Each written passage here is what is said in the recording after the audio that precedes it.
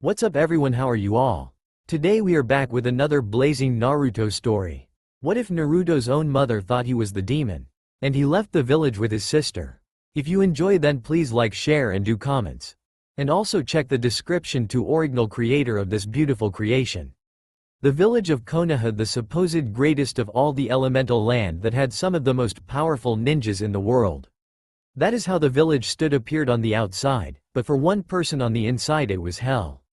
Through all his sorrows he smiled. This was one of the only lessons he had learned while his mother was still around. He was the outcast of his own family. His mother didn't kill him, but she paid him no attention. She only had eyes for Hitomi, the golden child of Konoha. Naruto had no idea why he was hated while his twin sister was praised like Kami's greatest gift to man since life.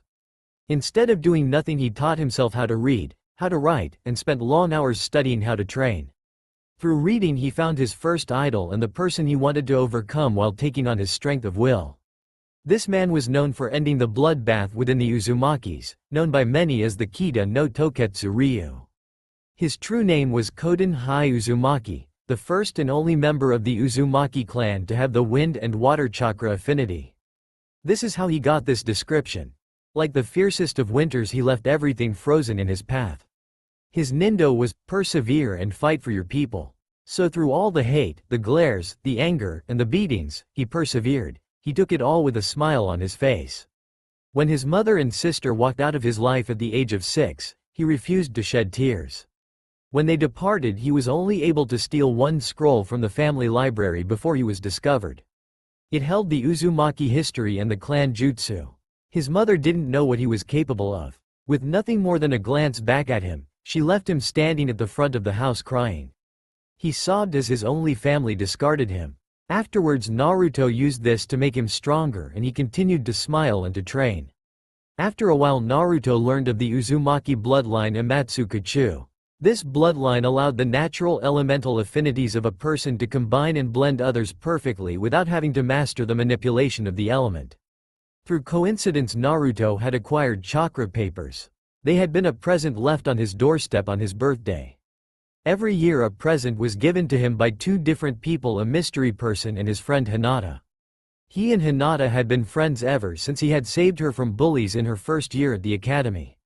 She was Naruto's one true friend and the only person that looked past what others call him to see him for who he was. Word spread quickly, the Hyuga clan reject and the demon brat were friends now. They just couldn't have that now, could they? After only a week of being friends, Hinata and Naruto could no longer talk to each other. The Hyuga clan threatened Hinata with banishment as well as the caged bird seal. They still talked and they still were friends, but in the public they were never allowed to be seen together or the consequences would be dire. The most devastating day in Naruto's young life since the abandonment of his mother was graduation from the ninja academy. When all was said and done, Hinata had passed with flying colors and he had not. All because of one jutsu that no matter how hard he tried, he just could not master. He just couldn't keep his chakra low enough to make that stupid bunshin jutsu work. So he sat on the swing watching all the families greet the children. He looked on at the happy faces of the student that were now ninja and the glares of the parents at him. He wondered if he had a family that loved him, would he be accepted by the other people? He wanted a family that greeted him, that believed in him, and he wanted a friend that would forever stand by his side. Hinata had been that friend until she had been ripped away from him by some stupid clan and the academy's flawed system. Hinata was saddened that her friend and crush was being left behind. Her heart had broken when she saw him walk out of the academy without a headband. Whenever she would have a bad day, she would run to their secret spot and he would be there. It was just beyond the Hokage monument in the forest. It was a field of flowers. Naruto had told her how to get there and they always meet there. Hinata had first noticed her crush on her close friend 2 years after they met. Her father had just finished humiliating her in front of her sister and the clan elders. Her mother had passed just a week before after a terminal illness she had contracted with the birth of Hanabi. After beating her to within an inch of her life, he turned towards her and with a sneer he said some of the most earth-shattering words she had ever heard. It seems that despite what your mother believed, it's true that you will never be fit to be the heir. To think that she had faith till the day she died, she must be rolling in her grave. After the intense session, she had fled the compound to meet Naruto in their special place. He consoled her and built her confidence back up. No matter what her father did from that day forward could stop her. She grew and became stronger with every passing day, but hid it, planning to escape the clan by being too weak. Naruto and Hinata had wanted to pass and become ninjas so they wouldn't have to meet in secret, so they could instead train together on a team and walk around in public with each other, as you had to bond with your team, right? As Naruto still sat on the swing, he saw Mizuki, the chunin that helped Iruka in class. "Hey, Naruto, don't look so down. You know Iruka's only hard on you because he doesn't want to see you get hurt," said the teacher's assistant. "I know, but I wish there was some way I could be a ninja. I just can't seem to get that Bunshin jutsu down no matter what I do," stated Naruto in a monotone voice, which Mizuki found odd. He had never heard the demon brat sound so down. "I don't know if I should be telling you this, but there is a special test, that if you pass it, makes you genin. It's kind of like a stealth mission. Are you interested?" asked Mizuki. He knew Naruto couldn't resist an offer like this, it was what he lived for. The final piece had been laid out and his plan was set. Skip to after Forbidden Scroll incident. Naruto sat in the Hokage's office while the Hokage went to Mizuki's interrogation. Naruto, now sporting a headband on his arm, sat in a chair. He looked at the Hokage's seat and walked over to it. He wanted to be Hokage for so long, and as he looked at the chair he couldn't help but sit in the chair now. He grinned excitedly. All he needed was the hat. Normally Naruto wasn't like this, but he was still a kid and he had dreams and thought it would be fun to pretend. He opened a drawer, only to find a letter with his name on it. Why did the old man have a letter with his name on it? I wonder what's inside, Naruto thought to himself. He opened it. He found a key and a letter. "Dear Sochi, my son, I have placed in you the salvation of Konoha. The other countries during our short time of peace have started to grow tense. The nations are on the brink of war once more after only a short time. I have placed in you the beast known as the Kyuubi to stop the threat of war. His attack was a blessing in disguise. You will be made a hero, the one to prevent war and stop the great Kyuubi. To think Jiraiya wanted to trap it in the subspace of my jutsu Hirishin, one tweak to the seal and it would be stuck between world. Know you, my son, have become something that Konoha need, a shield and sword.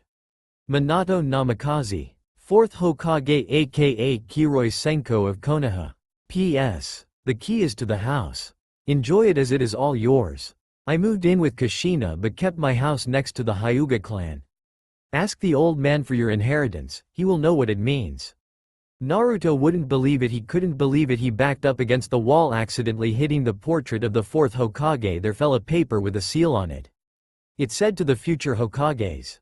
Naruto pulsed some chakra into this, want to find out more about his so-called father. A recording started to play with the image of Minato Namikaze. "You must be the new Hokage. If everything has gone as planned, I am dead and Sarutobi has become the new Hokage. My son Naruto will have become a powerful weapon and an instrument of destruction. I know the villagers will not treat him as a hero, but hopefully that is what he believed I would want him to be. He will be a monster to everyone around him. Befriend him, make him loyal to Konoha and Konoha alone. I have damned my own son when I could have let the Kyuubi be trapped in subspace. Oh well, what is one nameless child to the suffering of 100 he could save?" Naruto couldn't believe it. The reason he was beaten, the reason the only family he had left him, and the reason his friend Hinata couldn't see him was because his father had sealed the Kyuubi and his own son.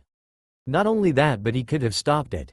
He never believed Naruto was going to be a hero. He knew the villagers would lash out and what to protect Konoha. Surely the Kiroi Senko would be feared for killing a beast, that it would have stopped the war, but no, he instead sealed it in him. Naruto's emotions and his mask suddenly slipped, his red chakra bursting forth from his body. This man was not his father. How could a father be so stupid to think that he would be seen as a hero? No, this man was anything but a father. He was a plague, a disease, the man that had destroyed his life before he was even a day old. The Hokage came into his office only to feel a suffocating pressure coming from Naruto. He saw the envelope and key in Naruto's hand. The Hokage's eyes widened. "Naruto, you're fat." The Hokage was cut off before he even could finish. "That man is not my father. I've had enough of names that have nothing to do with me," shouted Naruto as red chakra leaked from him. "From now on I am Naruto Uzuten. A man with no family. For all I care, my father was nothing more than a piece of trash that can rot in hell for all eternity. The Hokage was amazed. Never had he felt such hate and malice coming from his surrogate grandson.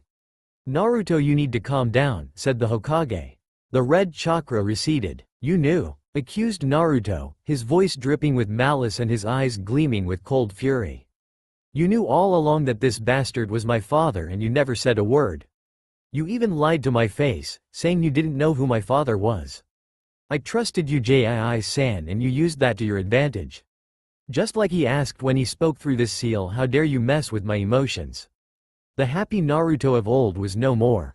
A cold, calculating shinobi stood in his place, finally having enough of the bullshit he had been put through. Naruto, you have to understand, if people knew that you were the son of the fourth, it would become increasingly dangerous for you. I swear, Naruto, I didn't want this. I have tried everything to keep the villagers from attacking you. After all the things that have happened to you at the hands of the villagers, what do you think Iwa would have done to you if they learned that a Namikaze was alive?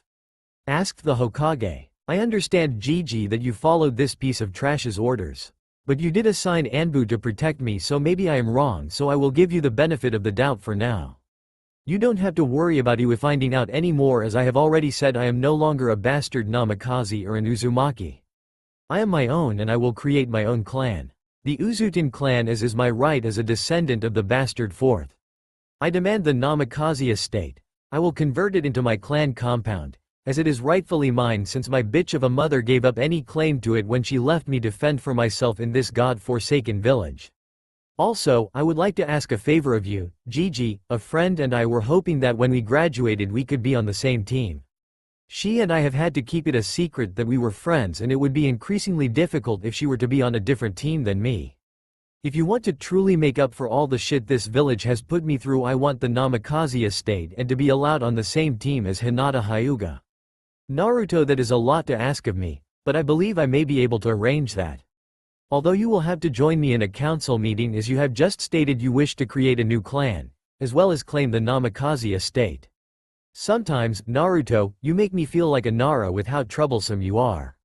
Nara compound. Shikamaru looked around suspiciously. Why do I feel like I want to shove a kunai down someone for calling a blonde troublesome? Troublesome, muttered Shikamaru as he laid back on the roof to watch the cloudy night sky while yawning. Time skipped 1 hour later and several severely annoyed and sleepy council members later. Naruto sat next to the Hokage in a council room.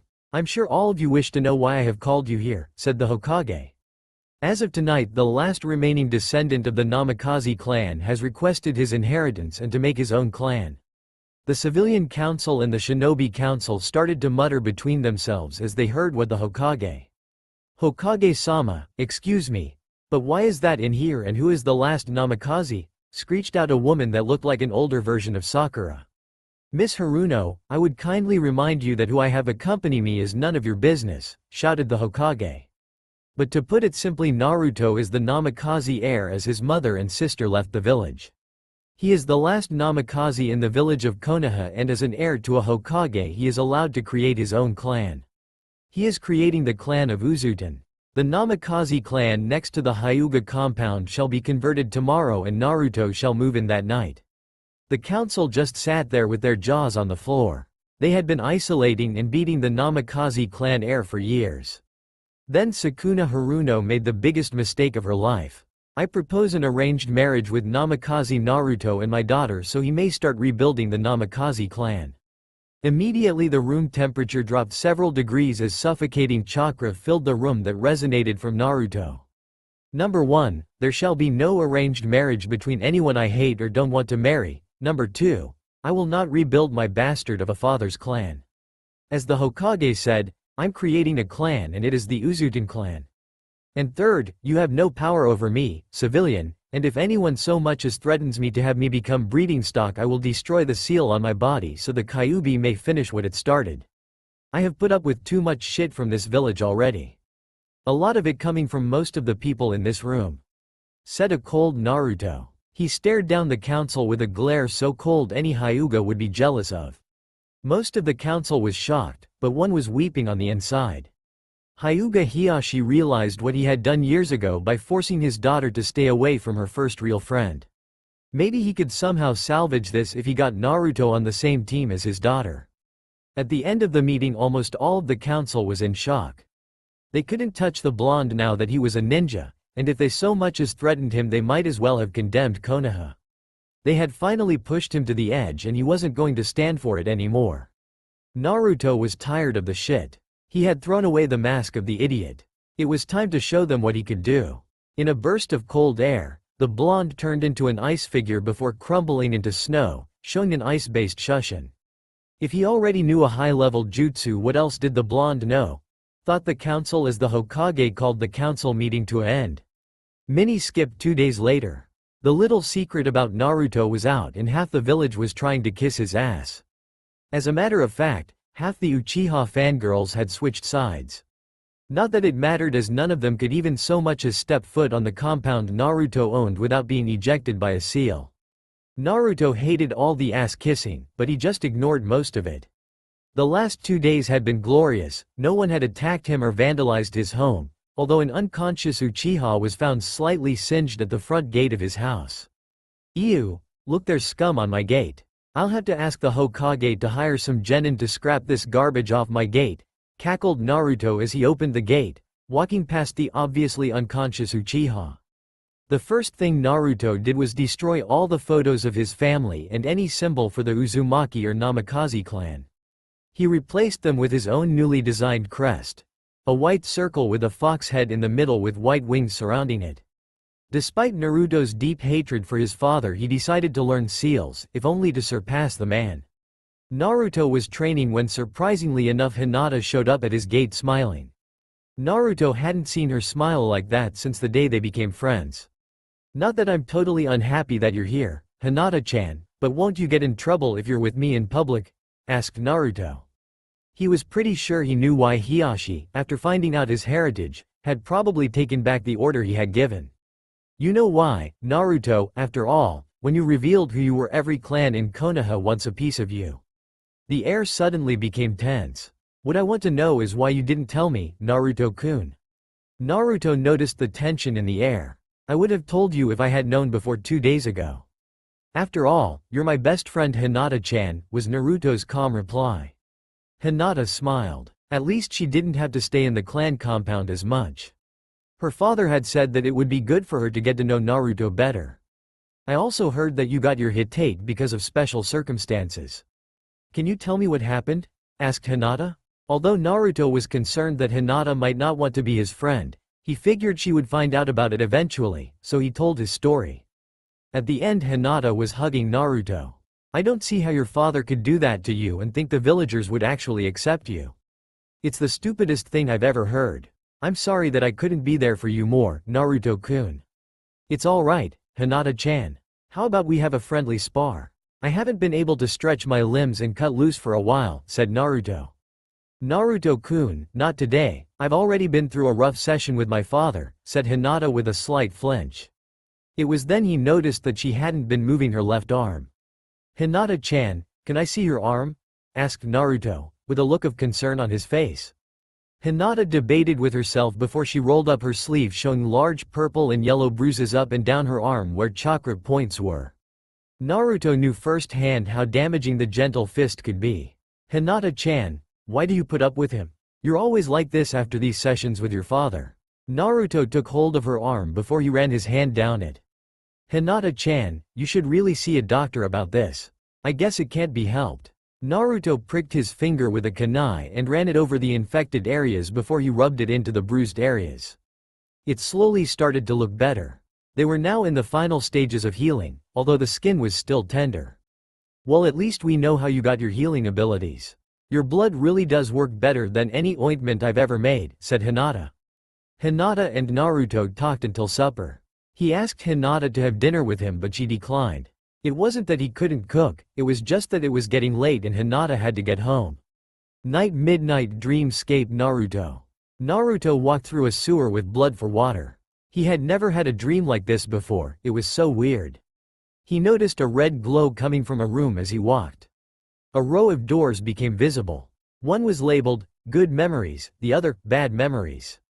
The good memories shined like gold and it looked like a manor's door. The bad memories were locked behind a door with chains all around it and bars at the top that glowed an eerie blood red. Naruto continued and saw many doors. He found a few were shattered and he didn't know why. As he made it to the end he found a cage with seal written on a piece of paper. As he came closer he saw a woman wearing a flowing red kimono with white lotuses all over it. When she saw Naruto her eyes narrowed. She went to lunge at him, only to be blasted back from the bars.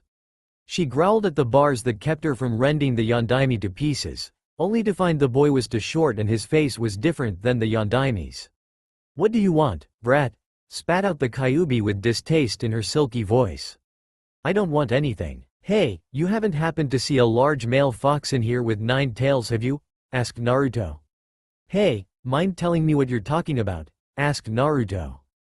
"Why are you still here? Are you trying to laugh at my misery? Why don't you leave me alone?" shouted the demoness as large energy waves started to crash against the bars. "Well, tell me how to leave and I'll gladly leave you the fuck alone." Naruto spat back angrily at her. "Get out of here." A large blast of energy made Naruto fly out of the area and shook him awake. Real world. Naruto awoke with a start. He looked over to his clock and found that it said 2. Naruto groaned. He still had 4 hours before he had to wake up and go to meet his team. He found out he has this beast sealed inside him, and she's pissed at him. What the hell did he ever do to her? It's not like he wanted her to be sealed in him in the first place. It wasn't really his choice after all. Damn that man, thought Naruto, as he put a pillow over his head and tried to drift back to sleep. In another 4 hours he would get his team. Just wait, I'll show you all what I can do. I have persevered and been tempered in the flames of their hate. I will show them that even though they hate me, they are all precious. I will never back down, I will never stop until they see me for who I am, said Naruto as he laid there in bed. He possessed the will of one and the strength to force through the hate and become stronger. Because after all, if you let hate consume you, it only makes you weak. Naruto awoke to the light of a new day. Thanks to the visit with the Kyuubi the night before, he had awoken at 2 with a pounding headache. He had managed to fall asleep again, but more sleep didn't seem to help him in any way. He yawned and stretched. I wonder if this headache is anything like the hangovers Neko-ne-san talks about? Naruto questioned to himself. He remembered talking to one of the only Anbu that actually did their job of watching over him, not like Inu Teme who left him to fend for himself. He walked over to the closet to see the orange monstrosity he had worn for as long as he could remember. He took it out of the closet with a smile and cut the back of it open, revealing a pouch that had something hidden in it. He took a scroll from the pouch. "I think it's time for a change of attire," stated Naruto. On the scroll there was a seal. He had these made a while back by one of the few clothing stores that didn't hate him. Naruto broke the seal and a large amount of clothing flooded out of the closet in various shades of red, black, and blue. A lot of things stood out, like the blue undershirt mixed with mesh or the pure black Anbu vest with matching gloves, or even the fox mask with the red eye holes. The mask had been a gift from Neko-san. Naruto dug a box out of the pile of clothes. Inside it was a hooded blood-red trench coat. Naruto had it made and tailored the day before. On the back was his clan symbol with the kanji for ice underneath it. He threw the orange atrocity away in the metal trash can outside. There was a metallic clink from the weights inside it. Today Naruto picked out a black, mesh undershirt to wear beneath his coat. The Anbu gear he left, he was only going to wear that for missions, but he strapped the black fox mask to the side of his trench coat. His pants were Anbu style and he wore black boots. He had all of these except for the trench coat tailored 5 months ago. They fit with a little room for him to grow further into them. There was also a pair of black leather gloves. He put his weapons pouch on his Anbu pants, which contained wire, explosive tags, a few kunai and shuriken, and some special weapons he had ordered. The remaining things Naruto sealed back into the scroll and put them in his weapons pouch just in case he needed anything else. When Naruto arrived at the academy, his classmates' mouths hit the floor. Here was Naruto in an outfit that didn't have one sliver of orange. Some were wondering where he got the creepy fox mask. Hinata smiled. She had seen all of this before. As a matter of fact, she had helped him find a shop that held no hate for him. As he walked in, he smiled. No one had ever seen this smile. It was like he had a secret that no one else knew about.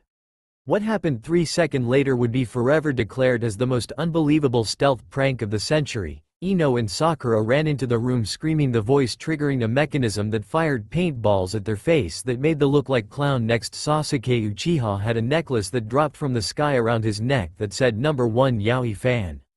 Sasuke screamed as several guys from the class tried coming on to him.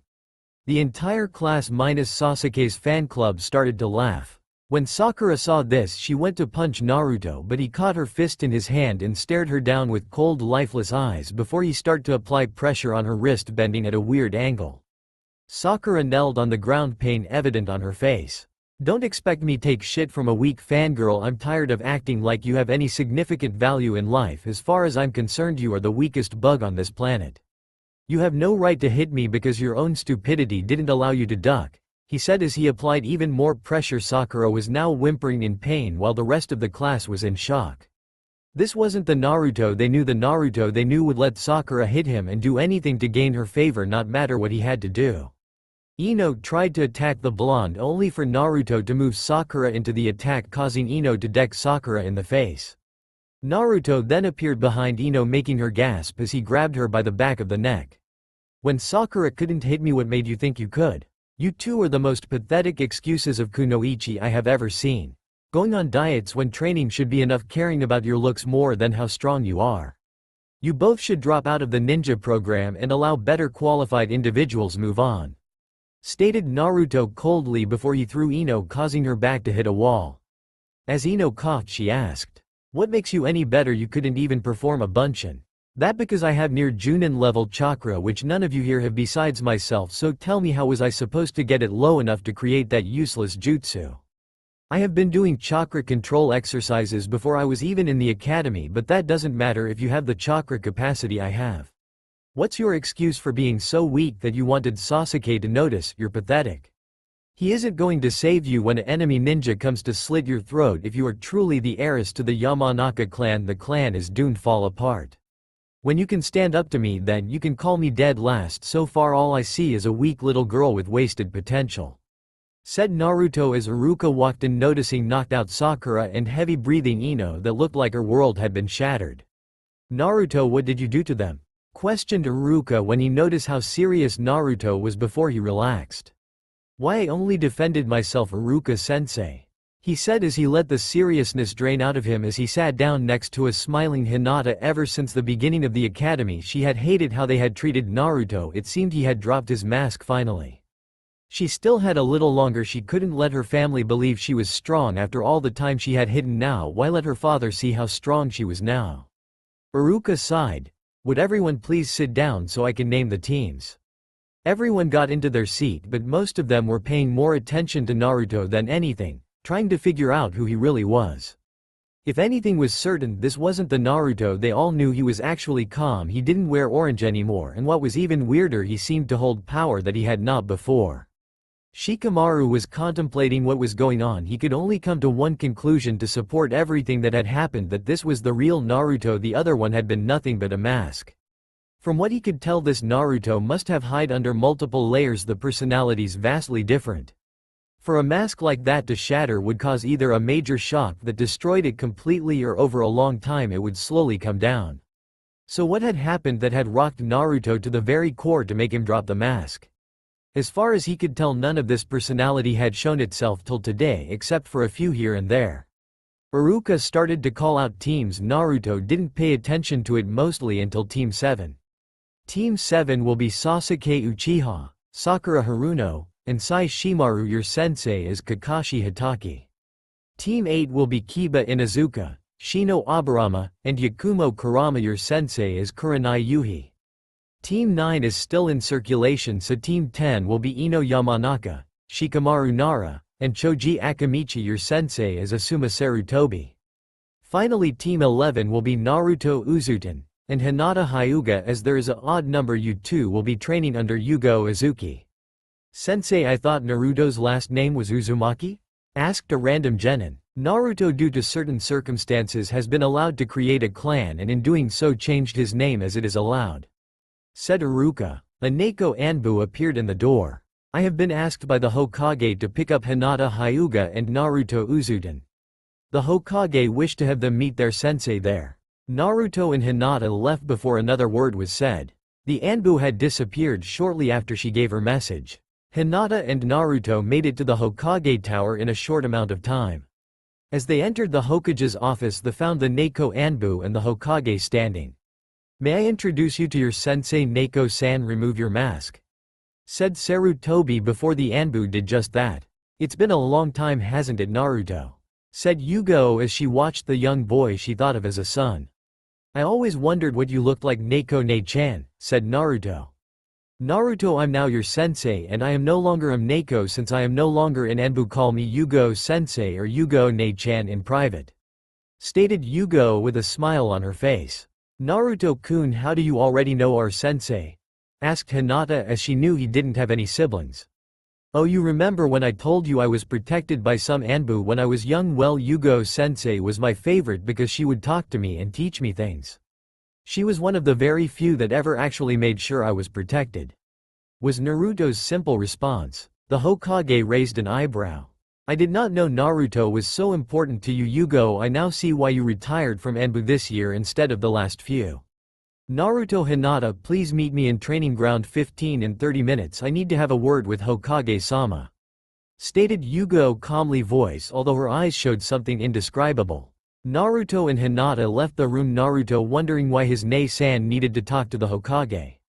As Hinata and Naruto walked out of the tower and to the training area, Hinata asked what kind of person their sensei was. With Yugo, "You know very well I'm interested in Naruto. You are the one who denied my request to adopt him 6 times. How dare you act like I have no interest in him? If it wasn't for you, then he would have grown up with someone who actually cared for him, and not to mention I would have stopped what happened on his 10th birthday. The only reason you're letting me be his sensei is because if you didn't, I was going to retire from the ninja forces completely. If I hadn't, you wouldn't have given a shit what team he was placed on.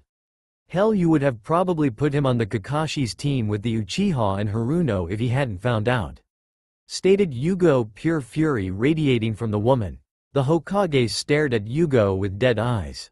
"That little shit needs to learn its place. If I hadn't had it treated badly, then it wouldn't be loyal to only me. What would have happened if Danzo got a hold of the little brat? Then what? Know your place, Junin. Don't overstep your bounds, or we may find ourselves one less ninja in this room, and I don't think it's going to be me. Do you? I did what was best for the village. You would do well to remember that.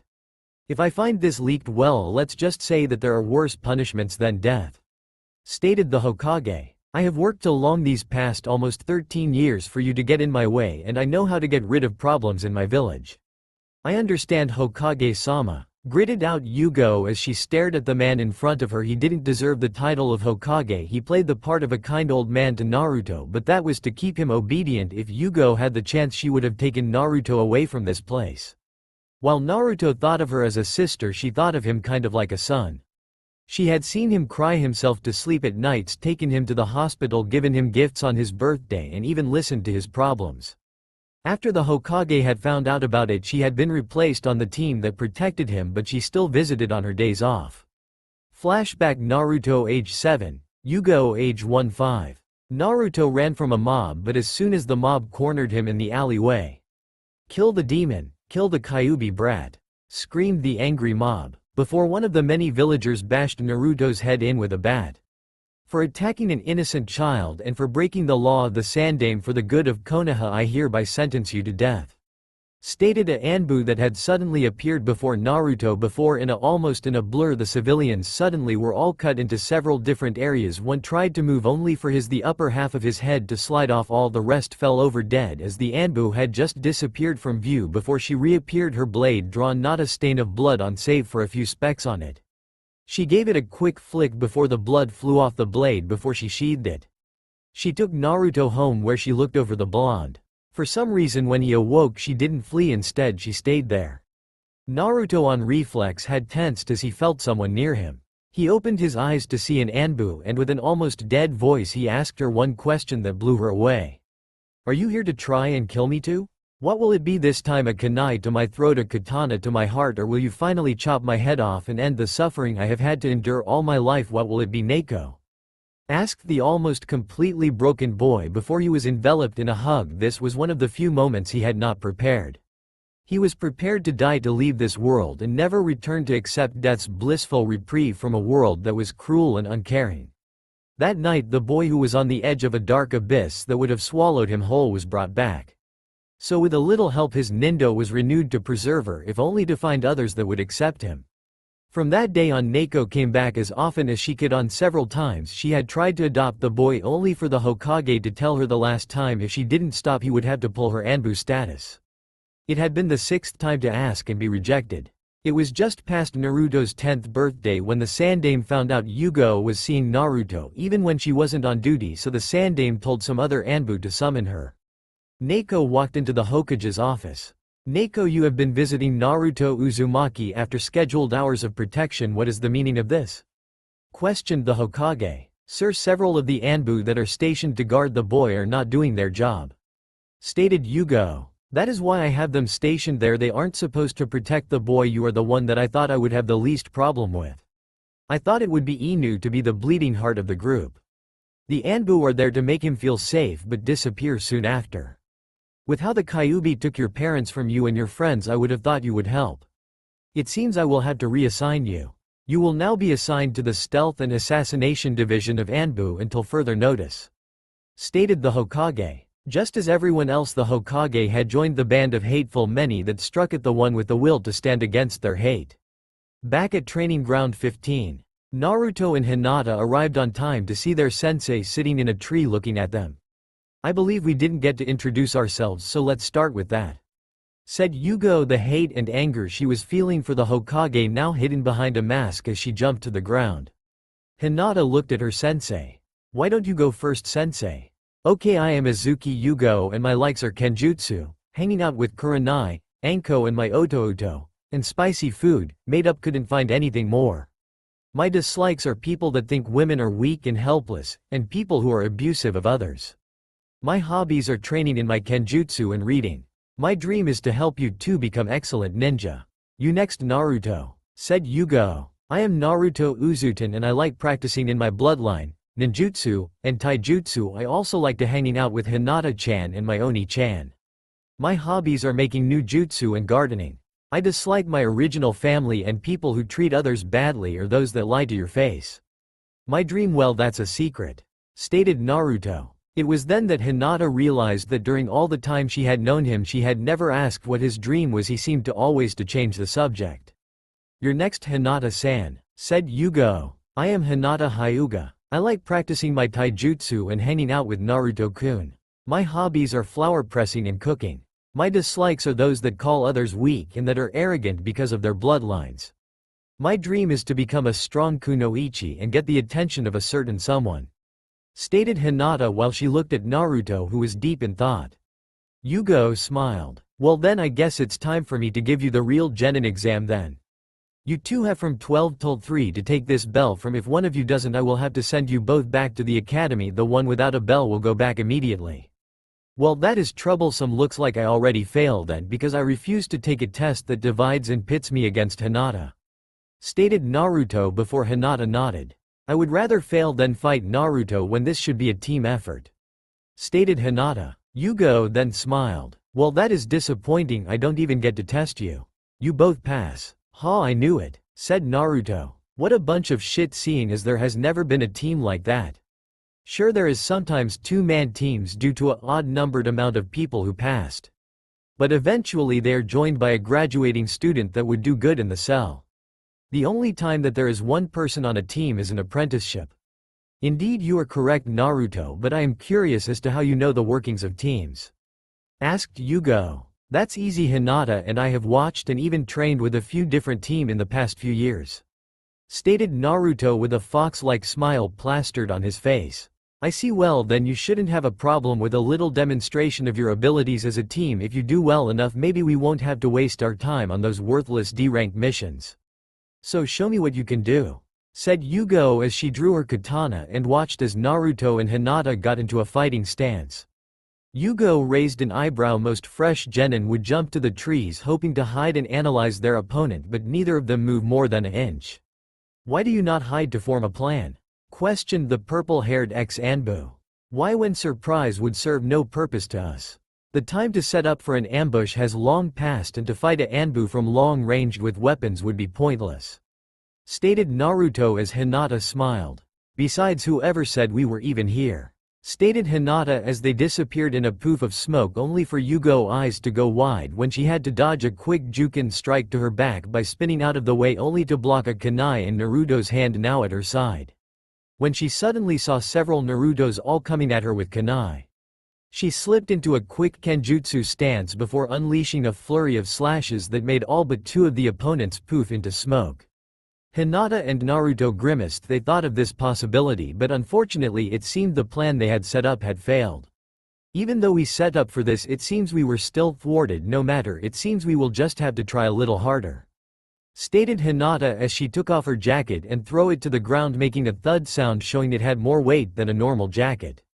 Underneath the jacket was a long-sleeve black shirt with the Hyuga symbol on the back. Naruto sighed as he slipped his trenchcoat of letting it fall to the ground and sink into it slightly. I guess it can't be helped. Hinata's stance changed. She was no longer in the traditional stance, but instead she was in a stance her mother had several times tried to integrate into the Hyuga, although it was denied. As it was more suited for female Juken users with the natural flexibility and less rigged, it was perfect for Hinata. Naruto started making hand signs. Hyouten. Frozen stance. The ground froze, going to where Yugo stood only to hold her in place when Hinata appeared in front of her, Byakugan activating with no hand signs. You're in range of my field of divination, secret Hyuga technique. Nerve desolation. Hinata started to rain blows only for Yugo to turn into a log. The log seems to have large to finger indentations about 2 to 3 inches deep. Yugo now a good distance away. Very nice technique. I've never seen a Hyuga use that technique before. That because it's mine. After all, I had to spare with Naruto and he can unlock his tenketsu, so I had to work with nerves instead. Stated Hinata as she stared at her sensei with a frown on her face. She hadn't seen her use substitution. Yugo dodged a Naruto before kicking it to the side. Come now, I thought you were better than this. ICD ranks are as far as you two will go for now. Naruto appeared in front of her and started to engage her in taijutsu. He was a lot faster than before, and for some odd reason her arm she was deflecting him with was starting to go numb and it felt really cold. That when she remembered his jutsu he had used ice, she quickly jumped back only for Hinata to be waiting for her before she disabled her legs. Yugo knelled. Very good, you two. I'm impressed. Not many genin can take on an Anbu even at 15% their normal strength. Said another. Yugo walked out of the forest as the one they were fight crumbled to dust. Naruto's jaw hit the floor and Hinata was in disbelief. They had been fighting a clone for the past 25 minutes. Don't feel bad, after all I've been an Anbu for almost 6 years now. You don't live that long without being really good at what you do.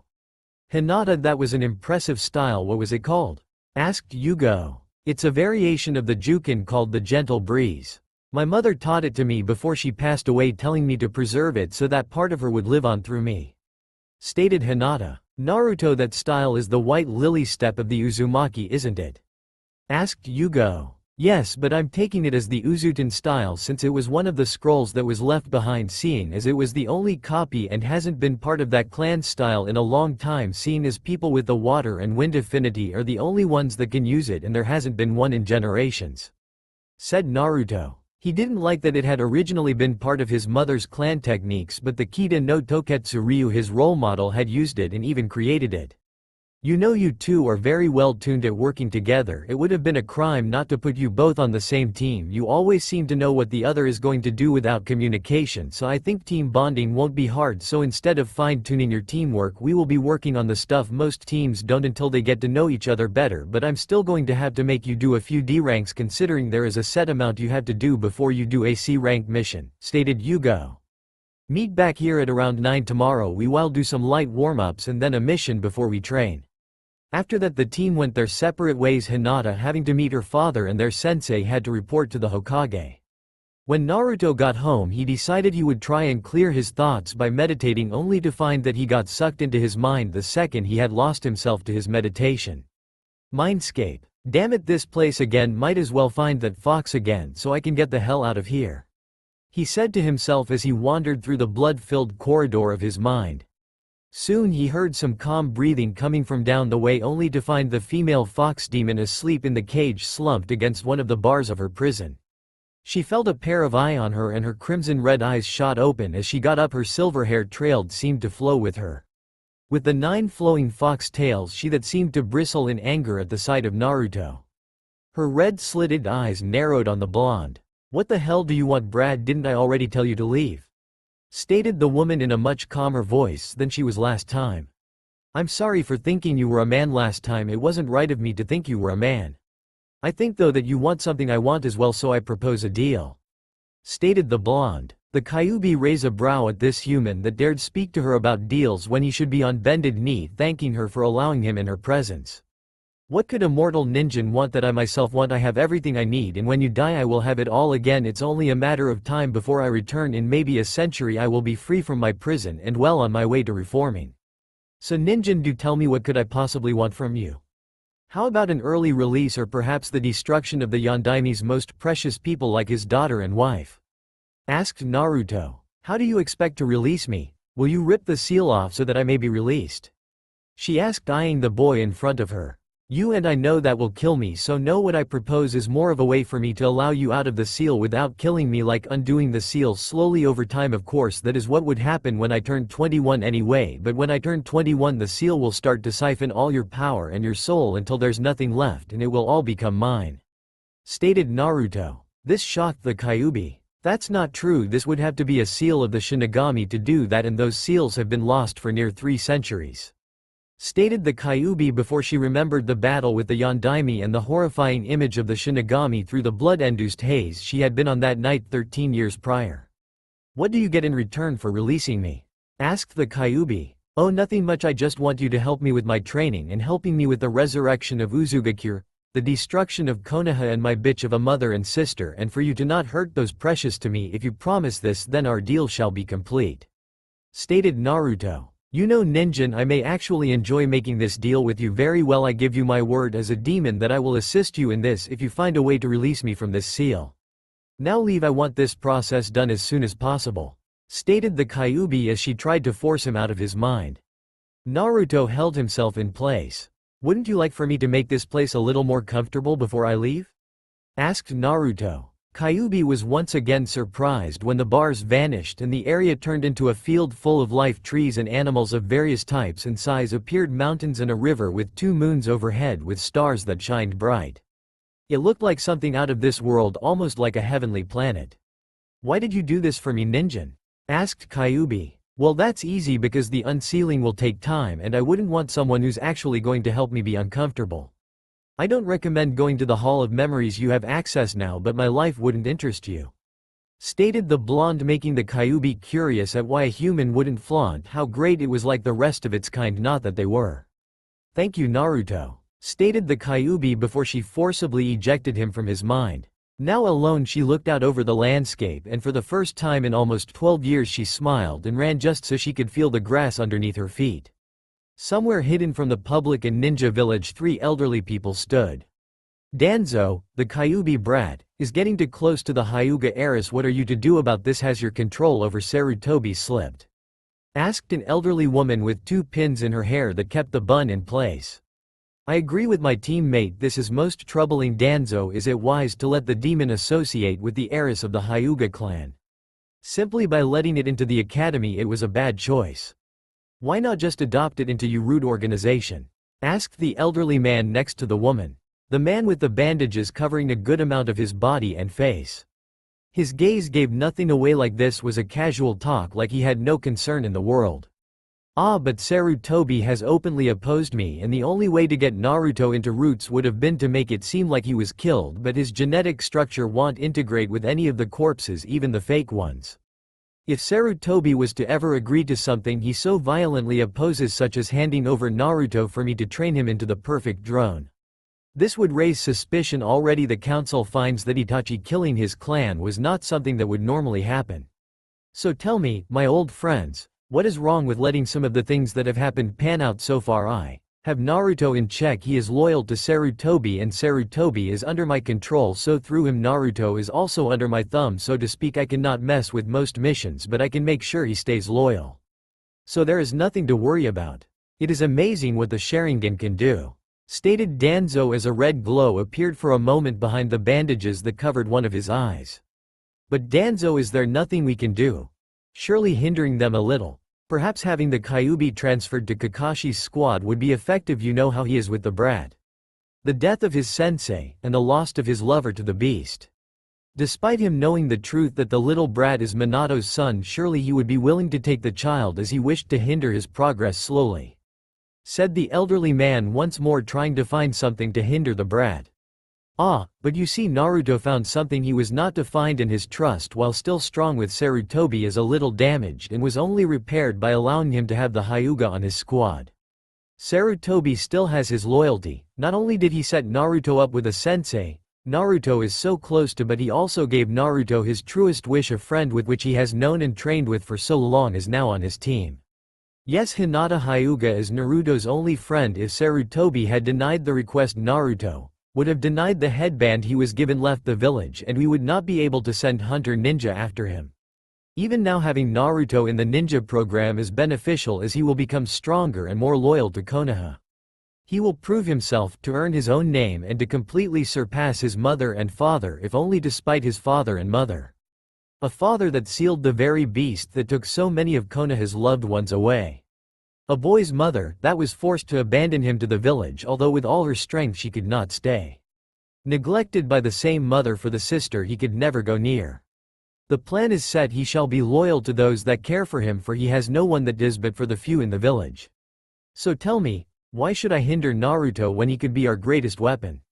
Stated Danzo with a casual tone that he always had. The two elders looked at on, understanding that Danzo was right. Unless he outlived everyone in Konoha or Sarutobi died, there was no way to get the Kyuubi into Danzo's program, and at this point, now that he was on a team, he may not even take to the training anymore. Hidden Anbu Training Ground. It has been 3 months since then. Yugo-sensei had pushed Naruto and Hinata to the very limits of insanity, both in physical and mental limits. Yugo had went so far as to start teaching them in Kenjutsu. Hinata wasn't into the art of the sword, but Naruto loved it. Yugo tried to teach Naruto in her style, but for some reason, even though his basics were flawless, the style just didn't seem to suit his personality or build. He couldn't progress any further than the basics. Miraculously, though, he had found a scroll that was really old and fragile looking. He told her he had been wandering the training fields and stumbled across it, but in reality Kyuubi had told Naruto of a hiding place near Konoha that had been burial ground of a most ancient shinobi, one that had been strong since before the clans came to form and war amongst themselves. He had found the tomb, and in it the scroll on a style called Falling Snow.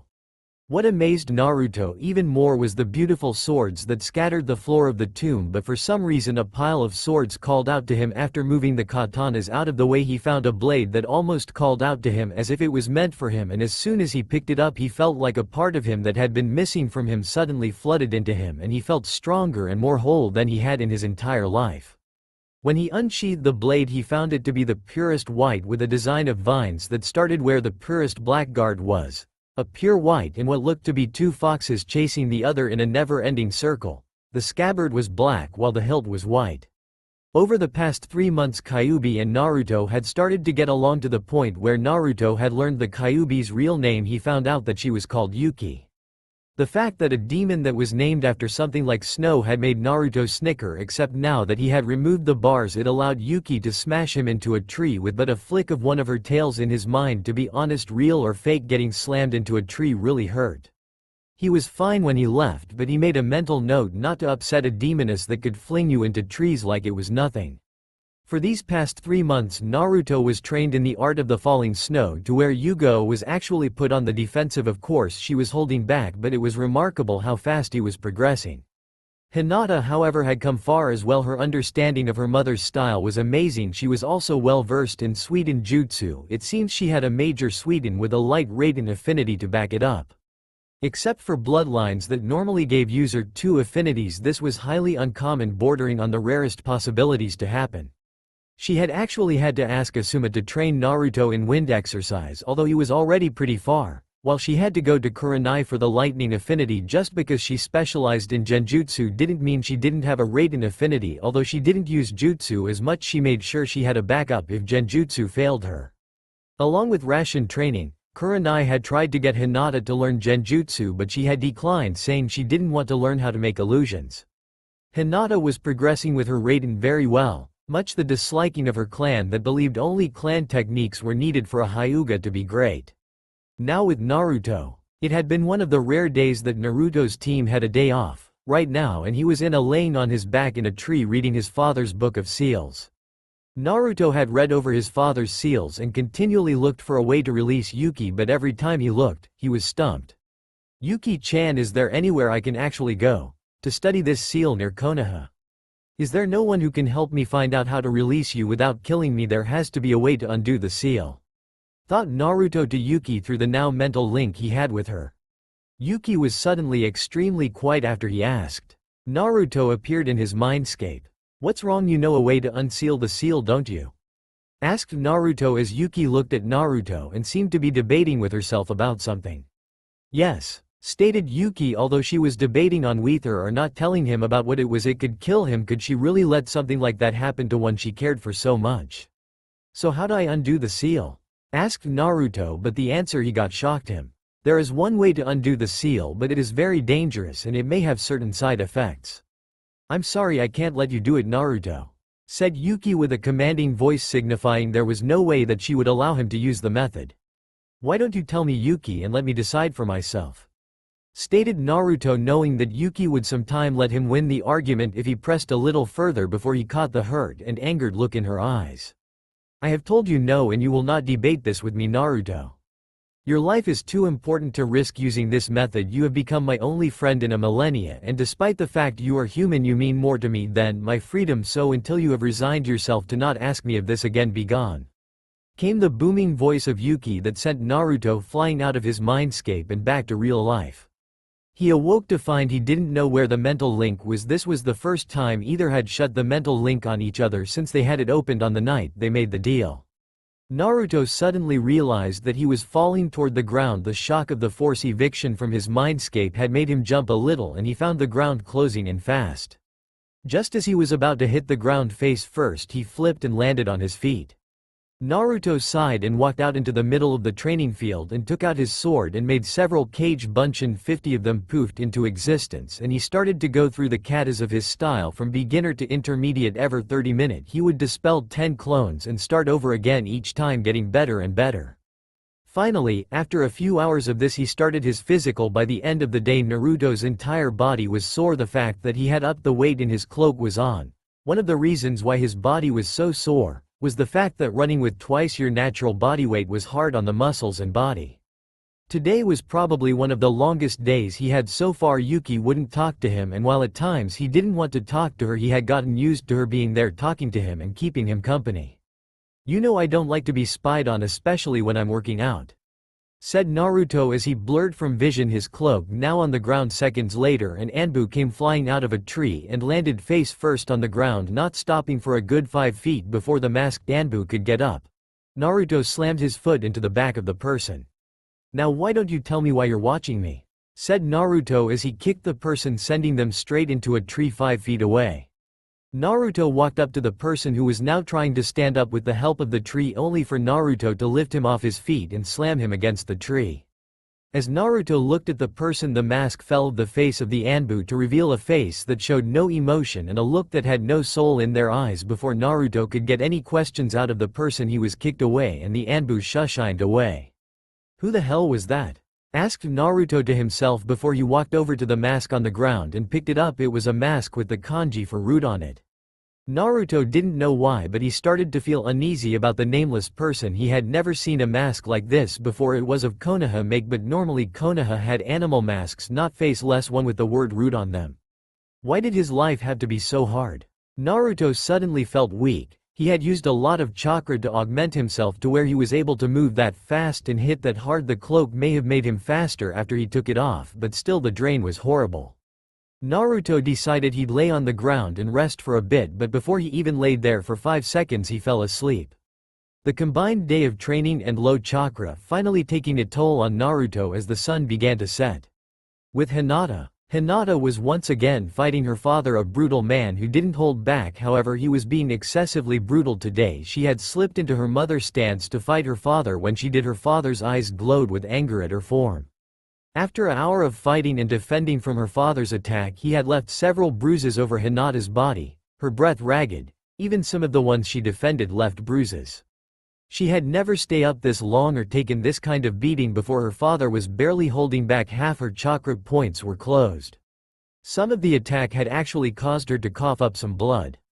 As she took a ragged breath and tried to step out of the ring, she found that her father had grabbed her hand, pulled her back and backhanded her across the face. As she fell to the floor, her father peered down at her and with disgust in his voice said, "You are never to use that style again. It is not the Hyuga style. It is a disgrace, and all who use it are a disgrace. Nor are you to leave a spar without my consent first." This, however, angered Hinata. "Mother taught me this. I am no disgrace." Hinata growled out with venom and hate in her voice. "You and your mother are a disgrace," said Hiyashi as he walked away from his bruised and battered daughter. Hinata slowly rose to her feet and pain shoot through her as her body ached with pain from the bruises that littered her body. As Hinata limped to her room, she took a shower to relax her muscle and help her body feel better after the beating she had received. As she disrobed, you could see large dark spot all over her body. He had not been kind the last few weeks. Some old bruises were still tinted yellow. As the water slowly went down her body, she felt her muscles loosen and some of the pain lessen. Water washed over that bruised and pained body. The only thing that seemed to be going her way was that Naruto had been placed with her. She sometimes wondered if Naruto had never became her friend, would she still have a severe stuttering problem and be afraid to hurt people? She supposed she would never now. As she slowly got out of the shower and dried herself off softly as not to make her bruises ache with pain from simple contact. After she got dressed, she decided wear a short-sleeve black shirt that hugged her body and black Anbu-style pants on each sleeve. She had lavender spiral on them. Think Naruto's old jumpsuit spiral on the back, except smaller, and on her sleeve or near her shoulder. As she slipped out her window to go see Naruto getting out of the compound undetected, she went first to Naruto's home only to find it empty, so she decided to go to their training ground. The night sky filled with stars. She wished Naruto and her could spend a night under the stars with each other. As she arrived at the training field, she found Naruto's weighted cloak on the ground. She picked it up and was surprised by the weight that it had. It was at least 4 times as heavy as his old jumpsuit. Her eyes widened when she saw Naruto on the ground. She quickly ran over only to find him in a deep sleep.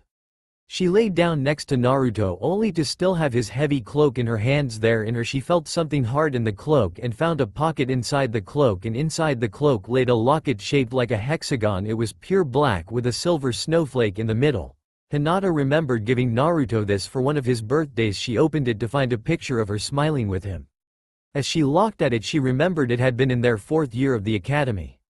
That year had been one of Hinata's happiest. Naruto and her had become inseparable. As she looked at the locket, she smiled. Despite all that happened today, knowing Naruto always carried it made her smile. She put the cloak to her left. For once filled with a little more courage than usual, she scooted a little closer to Naruto and wrapped an arm around him and grabbed his trench coat and draped it over her and him. Naruto was so warm to Hinata, and as she thought of how warm he was, she was slowly slipping into unconsciousness. With one last smile and a thought that everything she has done has been worth it just to be near Naruto, sleep wrapped her into a blanket as she drifted into the peaceful land of dreams. Several hours later, Naruto's POV. Naruto awoke to feeling very warm and his blanket unusually heavy and soft, and it smelled of lavender and wildflowers. Wait, his blanket was breathing and was holding onto him. Blankets didn't breathe or hold you, nor did Naruto ever remember making it home last night. Naruto opened his eyes to see Hinata's head on his chest and holding onto him and his cloak draped over her and him. When he looked at Hinata, he saw a bruise on her face. It made his blood boil. Then as he removed his coat, he found Hinata's arm covered in bruises. His eyes turned slitted and his normal deep blue cerulean eyes turned a frosty ice color. Hinata, feeling the temperature slowly drop, awoke to find Naruto staring at her bruised arms with great intensity and anger she had not seen him display in a long time. It was so powerful his chakra had slowly started to leak out. Naruto soon found Hinata looking at him with worry as his blood boiled and his mind and heart called out for the blood of the person who had hurt his best friend, his precious person. He knew exactly who had done it. He had seen it several times, but never this bad. Several of the bruises looked really bad. "Hinata-chan, your father did this to you again, didn't he?" stated Naruto, not really making it a question. His voice was calm, and even but Hinata could hear the rage laced within the calm voice that she knew he felt right now. Hinata nodded slightly. It had been 1 week since Naruto had brought Hinata before the Hokage in her battered and bruised condition, but much to Naruto's anger and frustration, it fell under clan conditioning and clan affairs, so there was nothing the Hokage could do. Flashback: no jutsu 1 week earlier. "What do you mean you can't do anything?" shouted an angry Naruto as he gritted his teeth. He was fed up with the way Hiashi treated his Hinata-chan. Naruto had seen how badly injured she was. Any more chakra added and she could have been in real danger. Hinata sat silently and watched as Naruto got angrier and angrier at the Hokage. Sarutobi frowned. "There is simply nothing I can do. You know as well as I do that under the Konoha clan charter that any clan may train their members as they see fit, and open sparring, no matter how dangerous it may be, is allowed. I understand that you don't want to see your friend hurt, Naruto-kun, but there's nothing I can do," stated Sarutobi as he looked at the Hyuga heiress with sympathy. The clan charter also says in subsection A page 32c paragraph 3, any head of a clan can give protection and extend invitation to join their clan should they be willing to join said clan, stated Naruto with a smirk directed at Hinata, who was shocked that Naruto would allow her to join his clan before Sarutobi spoke once more. But subsection B goes on after a saying that only clan members outside a clan may accept, but no such thing exists that would allow you to place Hinata under your protection or under your clan jurisdiction. Unfortunately, the only way for you to be able to do that is if Hinata were to be exiled from her clan. Naruto frowned at this statement. The meeting had ended after several more quotes from the shinobi and clan charters only to be shot down. So in the end all Naruto could do was heal Hinata. His blood's regenerative capabilities, when applied to her skin, made her bruises heal slightly until they were in the final stage of healing. Flashback Kai. Naruto gritted his teeth as he punched one of the training logs, causing it to turn to ice before shattering into a million pieces.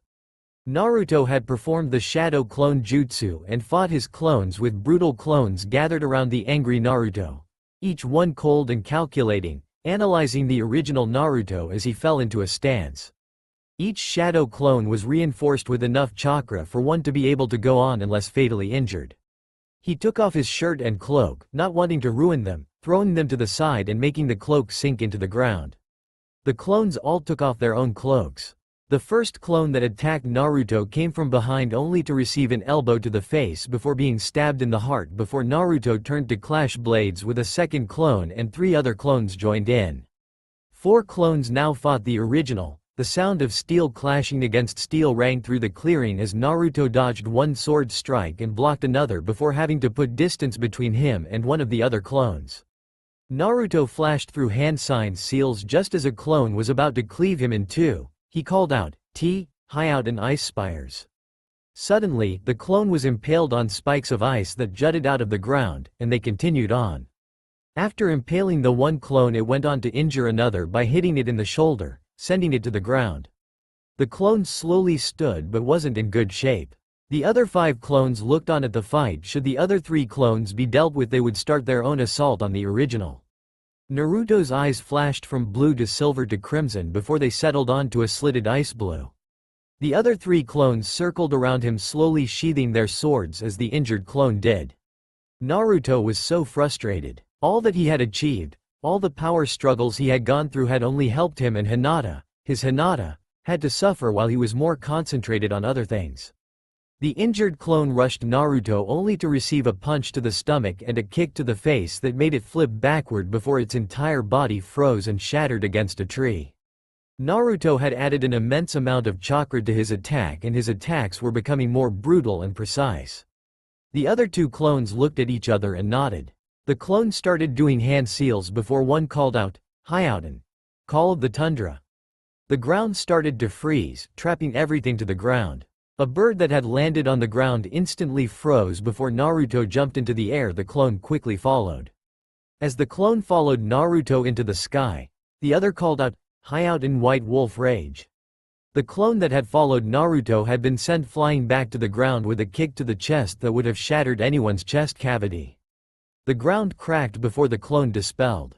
A white wolf the size of a small house now charged at Naruto before jumping and pouncing on him.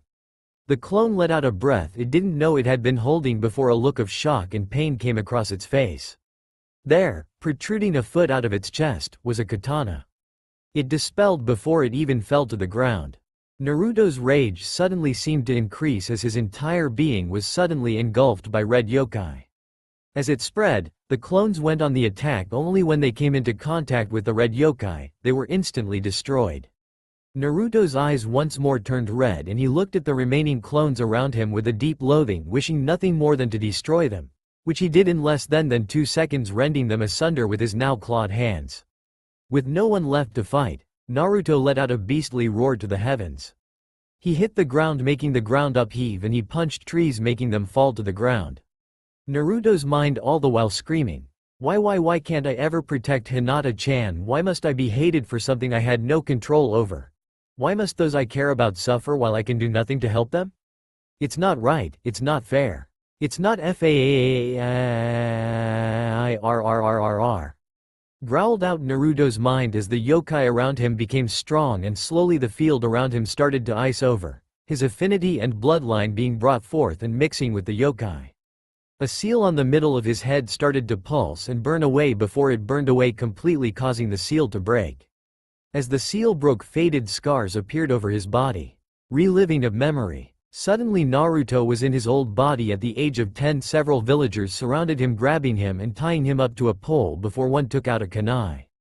The first slash dug into his skin before another and another, after several more slashes and cuts carved into his skin, every moment filled with pain, followed by even more, his eyes already lifeless, as the process was repeated over and over all over his body. He wanted death, its sweet bliss, to take him to end the pain. His Neko-ne was out of the village. No hope for a savior, no one left to protect him. Blood was everywhere and for some reason, Naruto had not died from blood loss and he did not know why. Naruto's body was littered with scars and bruises and bleeding profusely. He looked at the villagers with dead eyes. As the night moved on, shinobi finally came. Unlike the villagers, they lit him on fire, slowly burning small parts of his body at a time. The ninja were brutal and merciless, barely leaving him alive. Some had stone fists that bruised the skin and broke bones. One had broken his jaw and another had broken his arm. They pelted him over and over. Before the ninja had finished, burn marks, bruises and cuts littered his body. Then came the masked ones. Dog, Hawk, and finally Wolf all stood before the boy before Dog flashed through hand signs, his hand covered in a chirping lightning. Hawk removed his katana and finally Wolf held his hand in the Tora sign. Dog brought his face close to Naruto's ear and said, "This is for taking my sensei and teammate from me, you demon." Dog brought his hand toward Naruto's chest and lightly touched it. Thousands of volts now coursed through Naruto's body.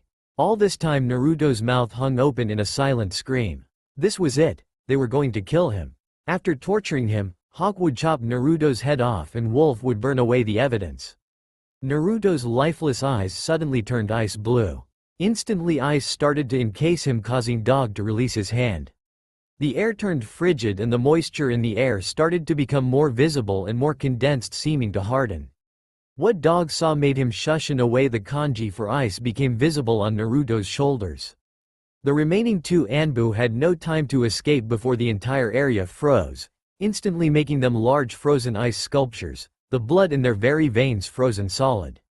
In the morning Naruto would be found severely burned, tortured and in the middle of a field of ice. The power he had was dangerous. This needs to be wiped from his mind, was all Naruto heard a voice say before the memory faded. Memory over. The energy slowly started to leave Naruto as he let the chakra be pushed forward, fueling his bloodline to continue covering the field in ice until he could no longer keep the red chakra within him. Tears streamed down his face, freezing as he lived through a memory that had been sealed away in him. Drained of all his energy and strength, he fell to his knees, tears still streaming down his face. Some light scars had obviously been covered up by the seal as well, since a few now seemed to mar his tanned skin. The seal had obviously been placed on him by someone whom seemed to know a lot about seals. At the time Naruto fell to his knees, Hinata had walked into the clearing to find Naruto looking like his whole world had been shattered. He had fought to have her removed from her abusive family and placed under his clan's protection. Although he had failed, he had still fought for her. Hinata went to Naruto, who looked at her with eyes that were lost and held barely any light in them. At this sight, Hinata hugged Naruto and he broke in her arms. He grabbed onto her and let out a scream of sadness, hurt, and betrayal.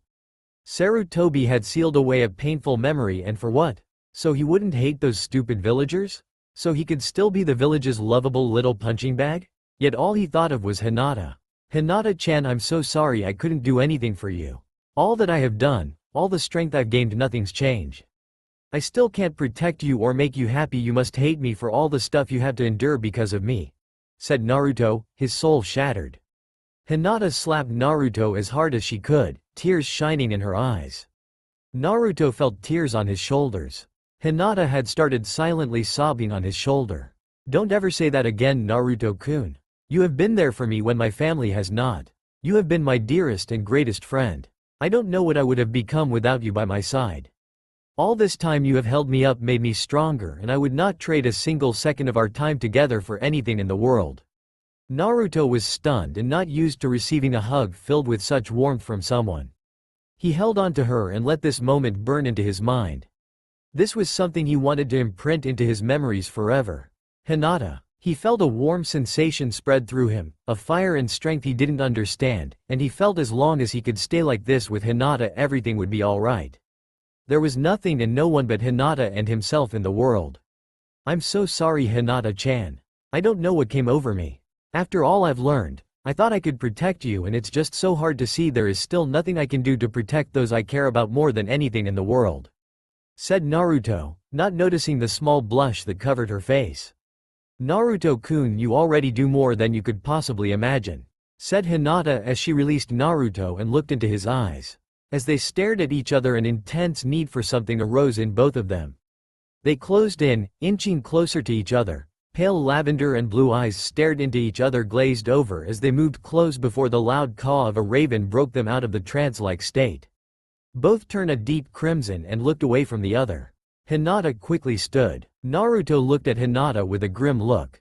"Hinata-chan, you know Hiashi will never allow you to leave the clan.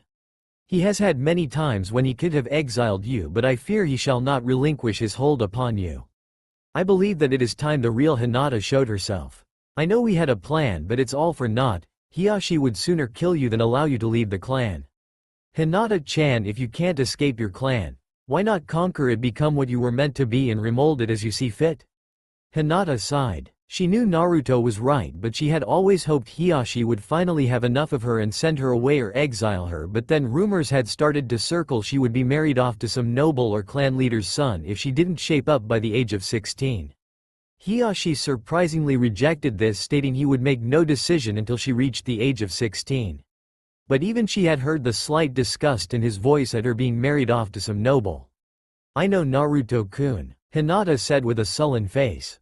"Oh, Naruto-kun, Yugo-sensei told me we have a mission tomorrow. Something about it being our first C-rank mission to the Land of Waves. I had to go home and get packed for a month-long trip. Yugo-sensei told me to tell you to be by the West Gate at 8. Said Hinata as she dashed home. Naruto put back on his clothes and gathered all his remaining things once Hinata had left. So much had happened in the last week. Naruto disappeared in a flash of snow before reappearing in his house in his own bedroom. He walked over to the bathroom connected to his room and slowly started to discard his clothes, and as everything fell to the floorboards gave a creak of protest at their newly added weight. As he stepped into the shower and let the warm water wash over his now scarred body, he was surprised he had never had scars before. It must have modified the memory seal they had placed on him to also act as a sort of advance henge as well, so that it could cover up any scars he had gotten. Most of them were barely even noticeable. Naruto, knowing that Yuki was inside him, had probably made the scars heal so well that the skin didn't really have a chance to scar that badly. Her yokai was a double-edged sword, a healer of sorts and a powerful destroyer so strong it could heal almost any wound short of a beheading and having his heart completely obliterated. Funny that something that healed him also hurt him when it wasn't used for that purpose. As the water washed over his body, Naruto's face grew grim. He hated that he had to change his plan, but it was his only choice now, wasn't it? The plan had started to bear fruit, but it seemed less likely to work as time went on. It seemed that the fruit it had bore had rotted and decayed to the point that continuing on this road was meaningless. He looked at the scars on his once unmarred skin. Well, he guessed he couldn't really call it his skin since it was just a very powerful genjutsu.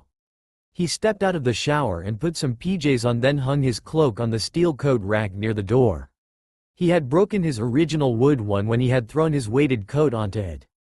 For 4 seconds it hung there, before a cracking sound resonated from the coat rack. He looked back only to see the coat rack had suddenly broken and fallen to the ground. He was starting to think he should make a seal that stopped things from breaking under an extreme amount of weight. He sighed before he went over to his closet, pulled out a scroll that said, Missions A B rank equipment, and put it in his kunai pouch before pulling C rank equipment out. He knew he wasn't going to get to use his AB rank, but he took it just in case he might need the extra kunai or something. He thought before laying his clothes out and got in bed as he thought of tomorrow, his first mission out of the village. Meanwhile, with Hinata at the Hyuga compound, Hinata and Hanabi looked at each other with Byakugan blazing. Hanabi noticed her sister positioning herself differently, but shrugging it off, she dashed at Hinata, throwing palm after palm of chakra at her. For some reason, she couldn't hit her sister. It was like she was water.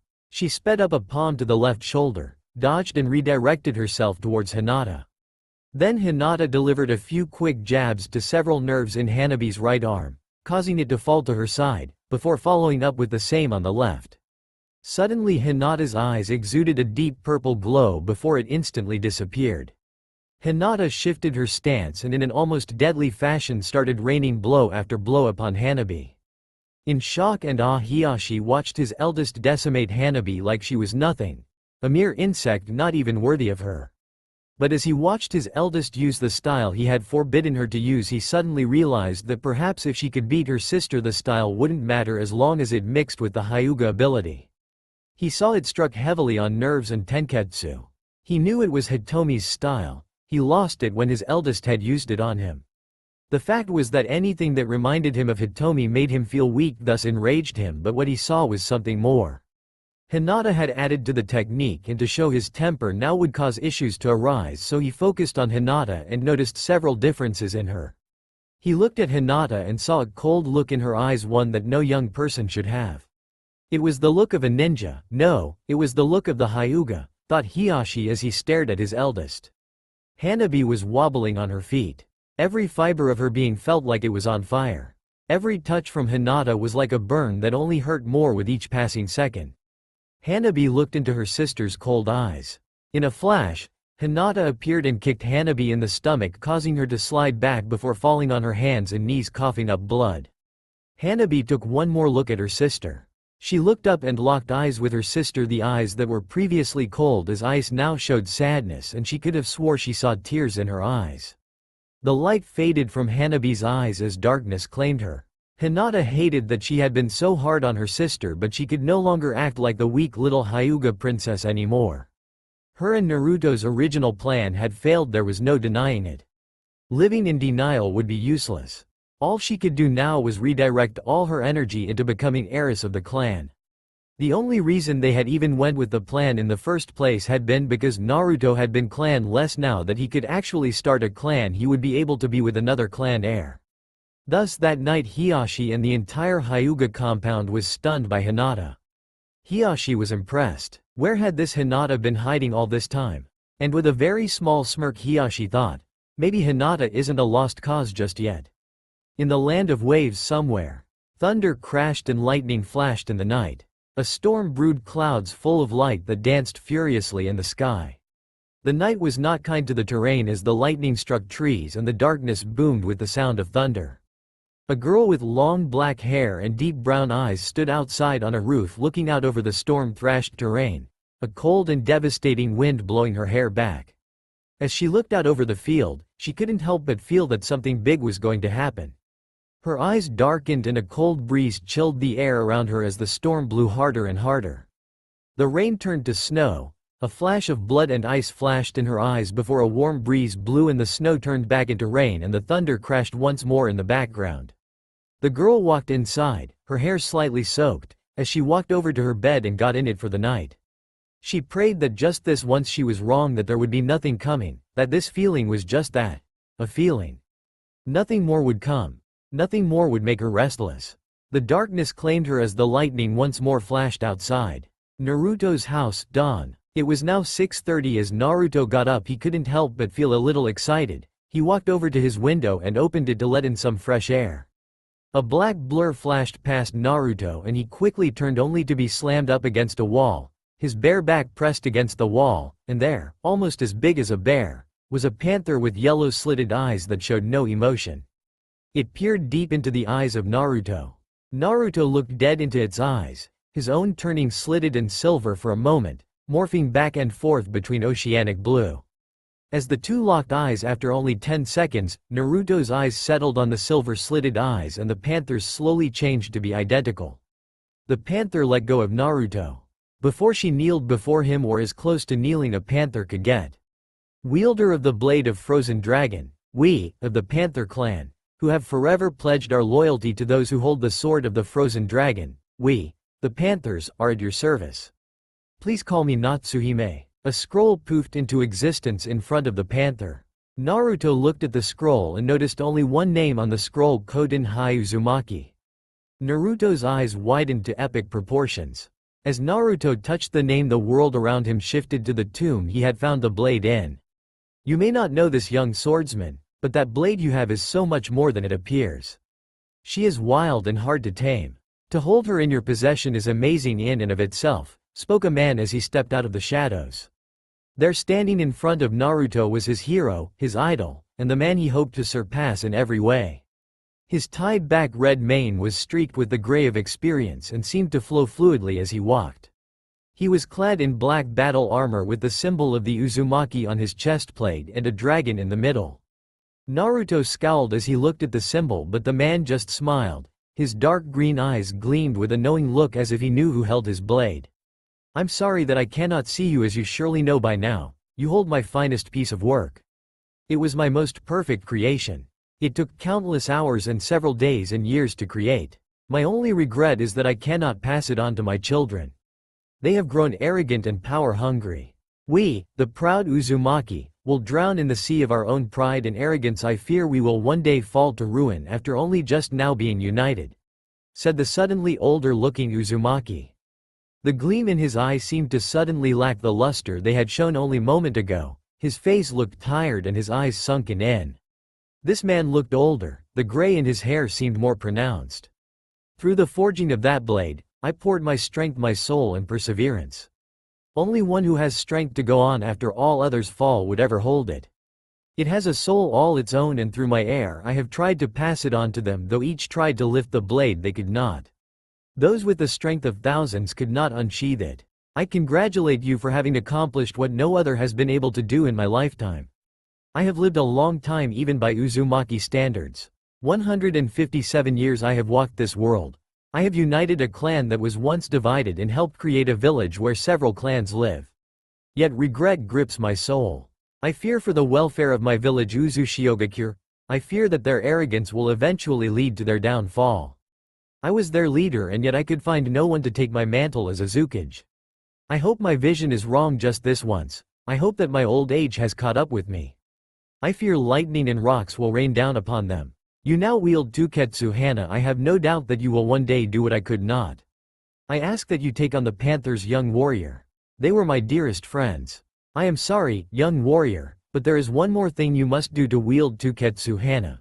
You must fight with her against him," said the aged Uzumaki as he pointed to a pile of bones that slowly began to tremble and connect.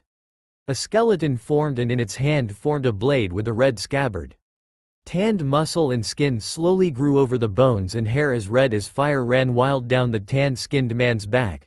White eyes stared at him almost as if glowing and peering into his soul. What Naruto saw stunned him. Suddenly the air felt suffocating.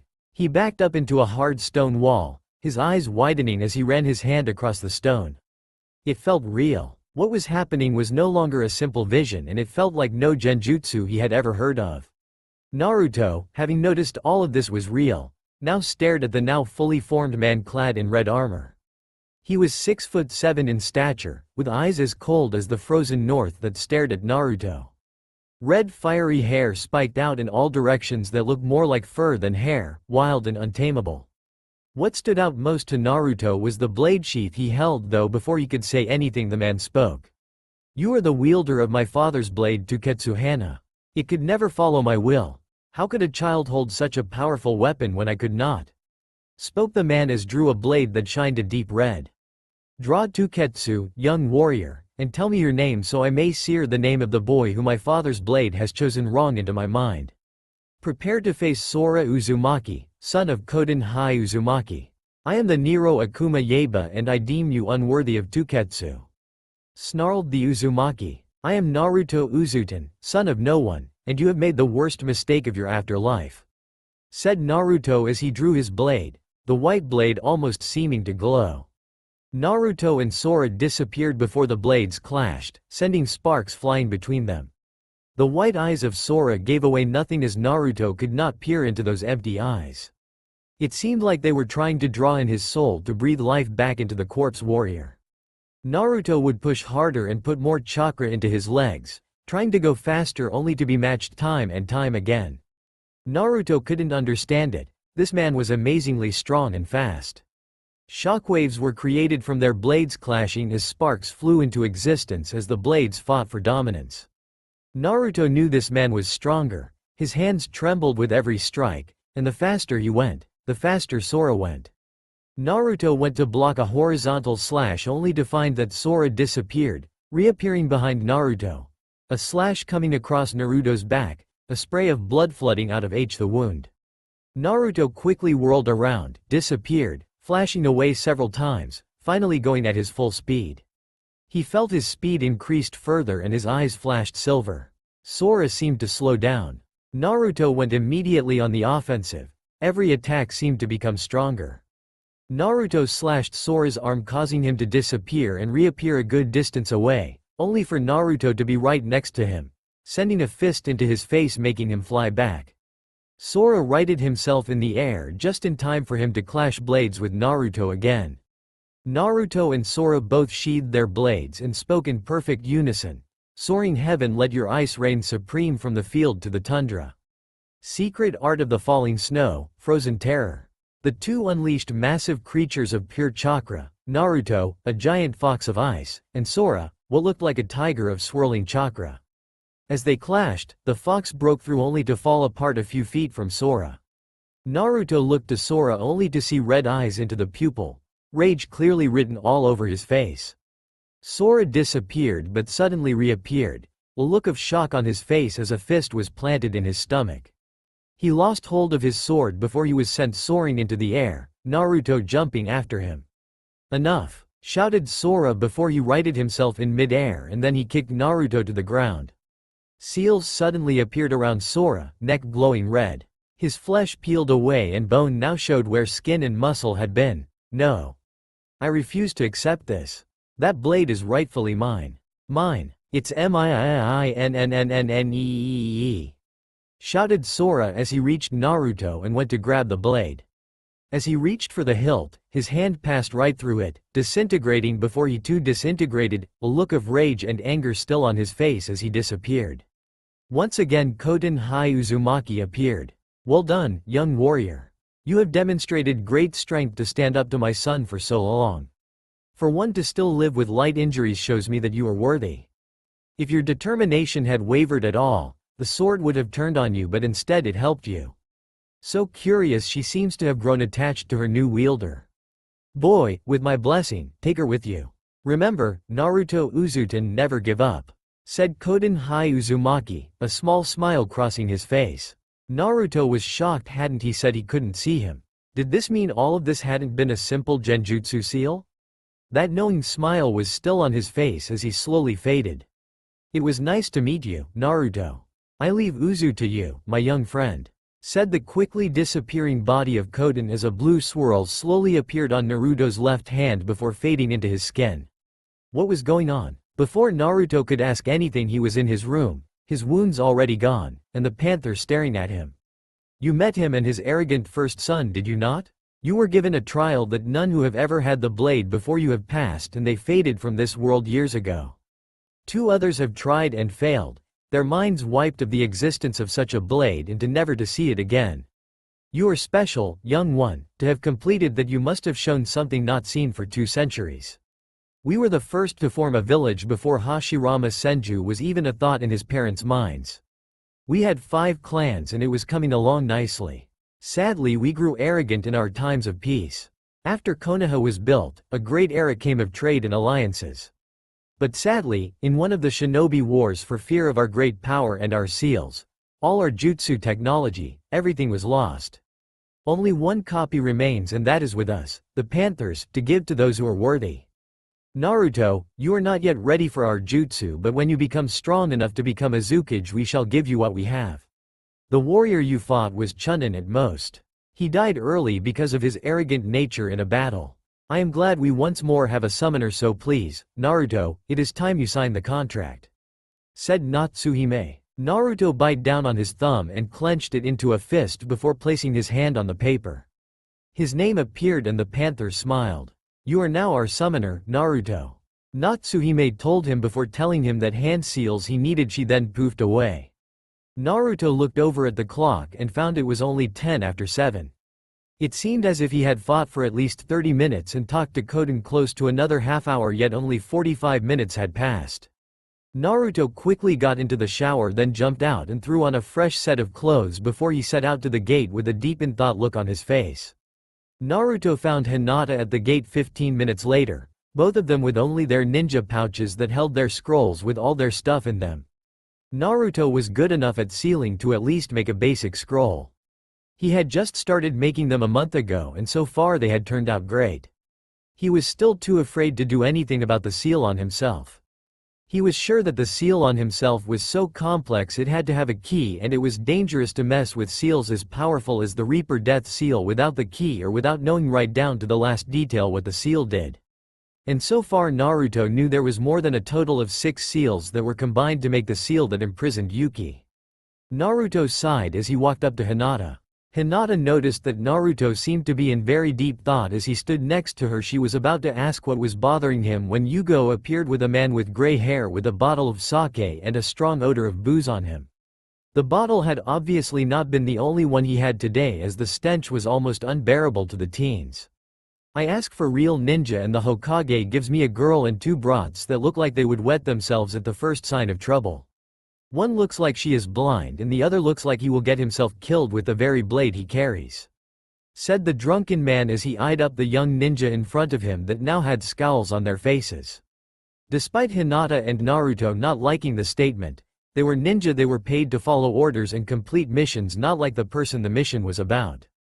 "Tazuna-san, I can assure you that Naruto and Hinata are very well trained and I am a Junin.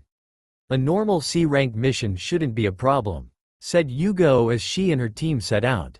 As the team set out on their first mission, Naruto couldn't lie to himself. He was excited to be outside of the village. It was a chance to get away from all the hateful stares of Konoha. This hadn't gone unnoticed by Yugo or Hinata as they saw Naruto with a real smile on his face he rarely showed to anyone. It was like as soon as they stepped out of the village, all his problems had disappeared, causing Hinata and Yugo to smile at the blonde. They had walked for several hours and were pretty far from Konoha only to notice a puddle in the middle of the road. Naruto looked to the sky and noticed clear skies, and the ground near the puddle was too dry. It had obviously not rained in weeks in this particular area. But Naruto passed the puddle, as did Hinata and Yugo. 2 men slowly rose out of the puddle before rushing at Yugo with a shuriken chain wrapping around her before they jerked hard and shredded her to bits. They immediately went after Tazuna, but were stopped when Hinata and Naruto launched several kunai and shuriken aimed at the 2 ninja that they had managed to dodge by the skin of their teeth. Only after moving to go in for the kill did they notice the chain connected to their gauntlets was fastened tight to a tree by several kunai and shuriken. The chain was released and Naruto and Hinata were forced to move fast as Naruto vanished and kicked his opponent in the face, disorienting the man before drawing his sword, only for his sword to meet with steel claws that sent sparks flying as the 2 weapons clashed. Naruto pushed against the man's claws only for the man to suddenly duck under the blade before receiving a vicious kick to sent the man flying into a tree. Just as the man went to attack, ninja wires suddenly surrounded him before being pulled tight and causing him to be slammed into a tree. Meanwhile with Hinata, now close to the ninja, was finding that maybe a short distance fight was probably not the best decision that could have been made. Amazingly, the man was actually pretty decent in terms of taijutsu. Hinata had just leapt back, narrowly dodging a swipe from the man's claw gauntlets, only to have two cuts suddenly appear on her arm, blood dripping from the wounds. Hinata suddenly became very serious as the man moved at incredible speed. He took a swipe from the bottom right to upper left that would have torn her left to right in half. Before she spun and ducked as the strike moved barely over her head, and she planted two palms that sent a shockwave of pure chakra directly into the man's heart, and the last thing he did was to cough up blood that hit Hinata in the face before falling to the ground lifeless. Hinata was trembling, barely standing, staring at the obviously dead man at her feet. "Hinata, are you okay?"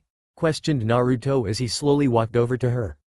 She jumped at the sound of his voice before looking at him with an almost dazed look, like all of this just hadn't happened.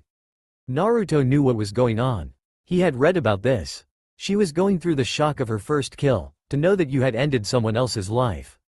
Naruto slowly wrapped his arm around Hinata, who now clung to him, burying her face in his shoulder where muffled sobs suddenly came.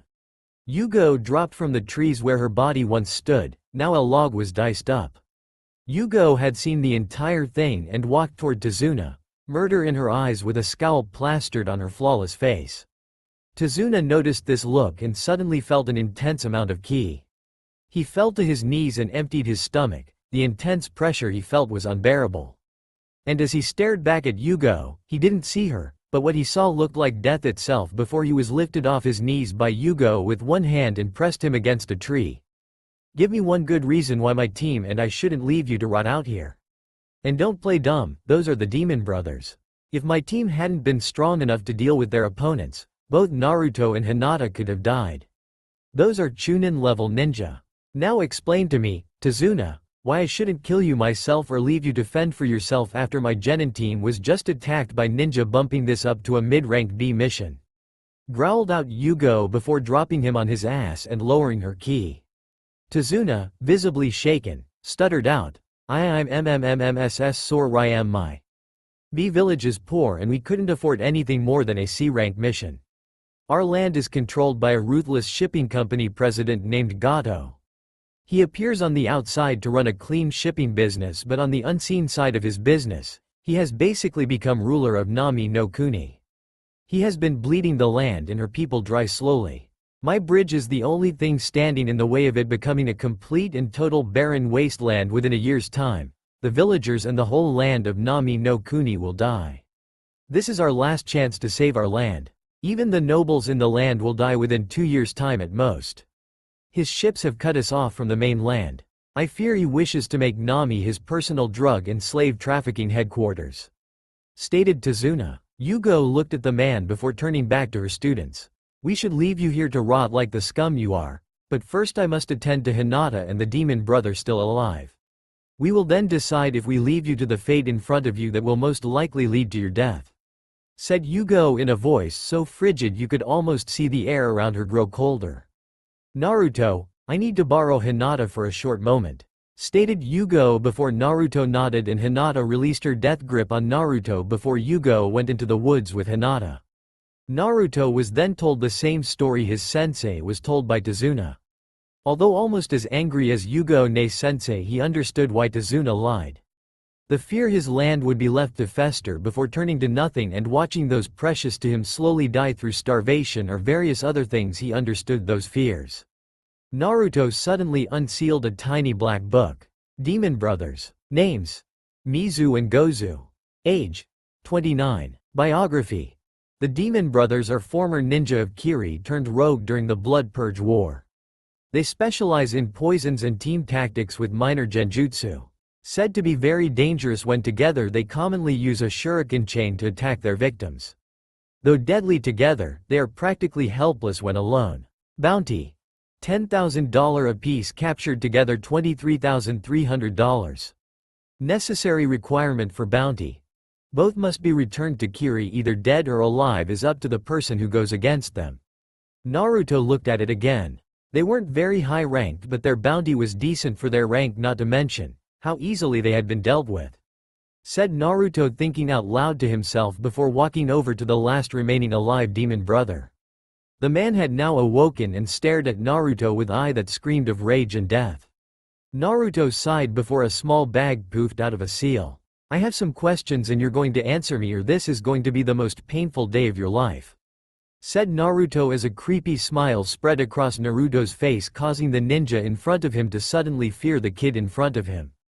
Hinata and Yugo. Hinata now sat with Yugo in the forest, 2 trees to their backs as they leaned their backs against them. Hinata, tell me what happened, stated Yugo as Hinata stiffened slightly. Yugo knew exactly what had happened, but talking about it helped the person get over it.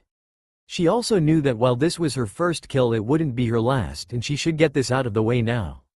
Hinata then told Yugo how her body had just suddenly moved out of instinct, how she felt her chakra blasting forth into the ninja's chest, causing him to die almost instantly when his heart suddenly exploded inside his own body.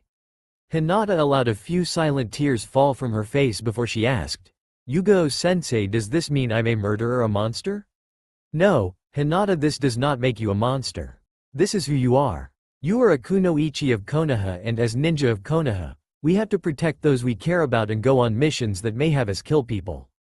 I know this bothers you, but you must realize if you had not acted as you did, on our mission could have failed, or worse, you or Naruto could have gotten hurt or killed. I'm not saying that killing is a good thing, but when protecting your friend or comrade, sometimes it is necessary. You did the right thing, Hinata. You are not a monster. You feel remorse. Monsters are senseless beasts that crave death and destruction, and you are certainly no murderer. There isn't a person more kind or caring than you that I know, Hinata. Said Yugo as she smiled at her student, whose tears slowly started to dry before Hinata wiped them away and slowly stood back up. She wasn't truly ever going to forget this, no one ever did, but she knew she'd be alright now. Back with Naruto. What's your name? Said Naruto before the ex-Kiri ninja spit in his face, his breather mask removed so to better understand him. Naruto frowned before he took out a pack of senbon that was marked 1 through 11. They were a bright blue color. He took one out and started to run chakra through it. My chakra is special.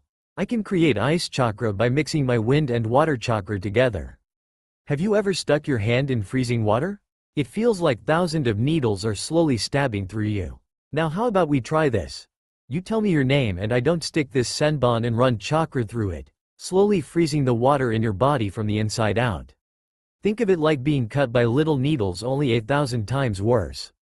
Fuck off, Konoha scum, said the ex-Kiri ninja before he suddenly found 2 senbon lodged in the middle of his hands and felt chakras slowly pouring through them. His hands felt like they were being destroyed in the most painful way imaginable as he opened his mouth and let out a scream that didn't come before the pain went away, before returning again only to find Naruto had shattered his right hand completely. Now your name, or the next one will be a lot more sensitive, stated Naruto, pointing a senbon close to his private area. Half an hour later, Yugo and Hinata had returned to find Naruto frowning while looking at a severely injured and clearly unconscious ninja, his entire right arm gone as well as a few other areas. After reporting all that he had extracted from Mizu, Yugo sighed. She knew Naruto didn't like interrogating people, despite studying under Anko for a short time. Yugo remembered the times she had taken Naruto to study under the Snake Mistress when he was younger. Set up Camp 1. No, neither of you are ready to move tonight, said Yugo as Hinata and Naruto set up 2 tents as the sky started to darken. Yugo had taken Mizu into the forest and disposed of him, sealing his head in a scroll for the bounty on him. Yugo walked back in the clearing to find 3 tents set up and Naruto already in his tent. Yugo sighed again. He always got like this after going into his interrogator mode, as she liked to call it. Hinata looked at Yugo with pleading eye without having to say anything. Yugo nodded and Hinata opened Naruto's tent and entered. She knew they wouldn't leave each other's side tonight. Both needed each other. Whether they knew how much they truly meant to the other was yet to be seen. She had a feeling Hinata knew and was afraid of Naruto's reaction, while Naruto probably didn't even know he was in love with Hinata. Yugo instead walked up to Tazuna and explained that they would continue with their mission, but when they were done he would have to negotiate terms of how to pay them for the upgraded rank for the mission.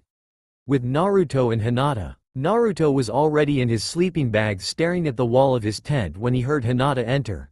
His senses immediately hit with the scent of lavender and cinnamon. "Naruto-kun, is it okay if we sleep together tonight?" asked Hinata. Naruto nodded before Hinata climbed into his sleeping bag with him. Naruto was a little shocked. He hadn't expected to share the same sleeping bag. But as Hinata's warmth enveloped him, he felt a sense of calm and peace fall over him, and the hardships of the day seemed to wash away. Hinata wrapped her arms around Naruto and laid her head on Naruto's chest, listening to his heartbeat. The rhythm of his heart made Hinata feel at peace, and his warmth and the feeling of completeness made Hinata blush a little as she thought of her and Naruto being like this every night forever if they became husband and wife. Naruto's thoughts traveled to his time with Hinata and all the time they had spent together. He couldn't help but think how beautiful she was and how complete she made him feel. Something clicked just then in his mind, like his feelings made more sense than ever before. He had fallen in love with his first friend. He had fallen deeply in love with Hinata, not even realizing it. He wrapped his arms around her. The feelings had been growing since their first year in the academy together, and they had grown to almost unbelievable depth.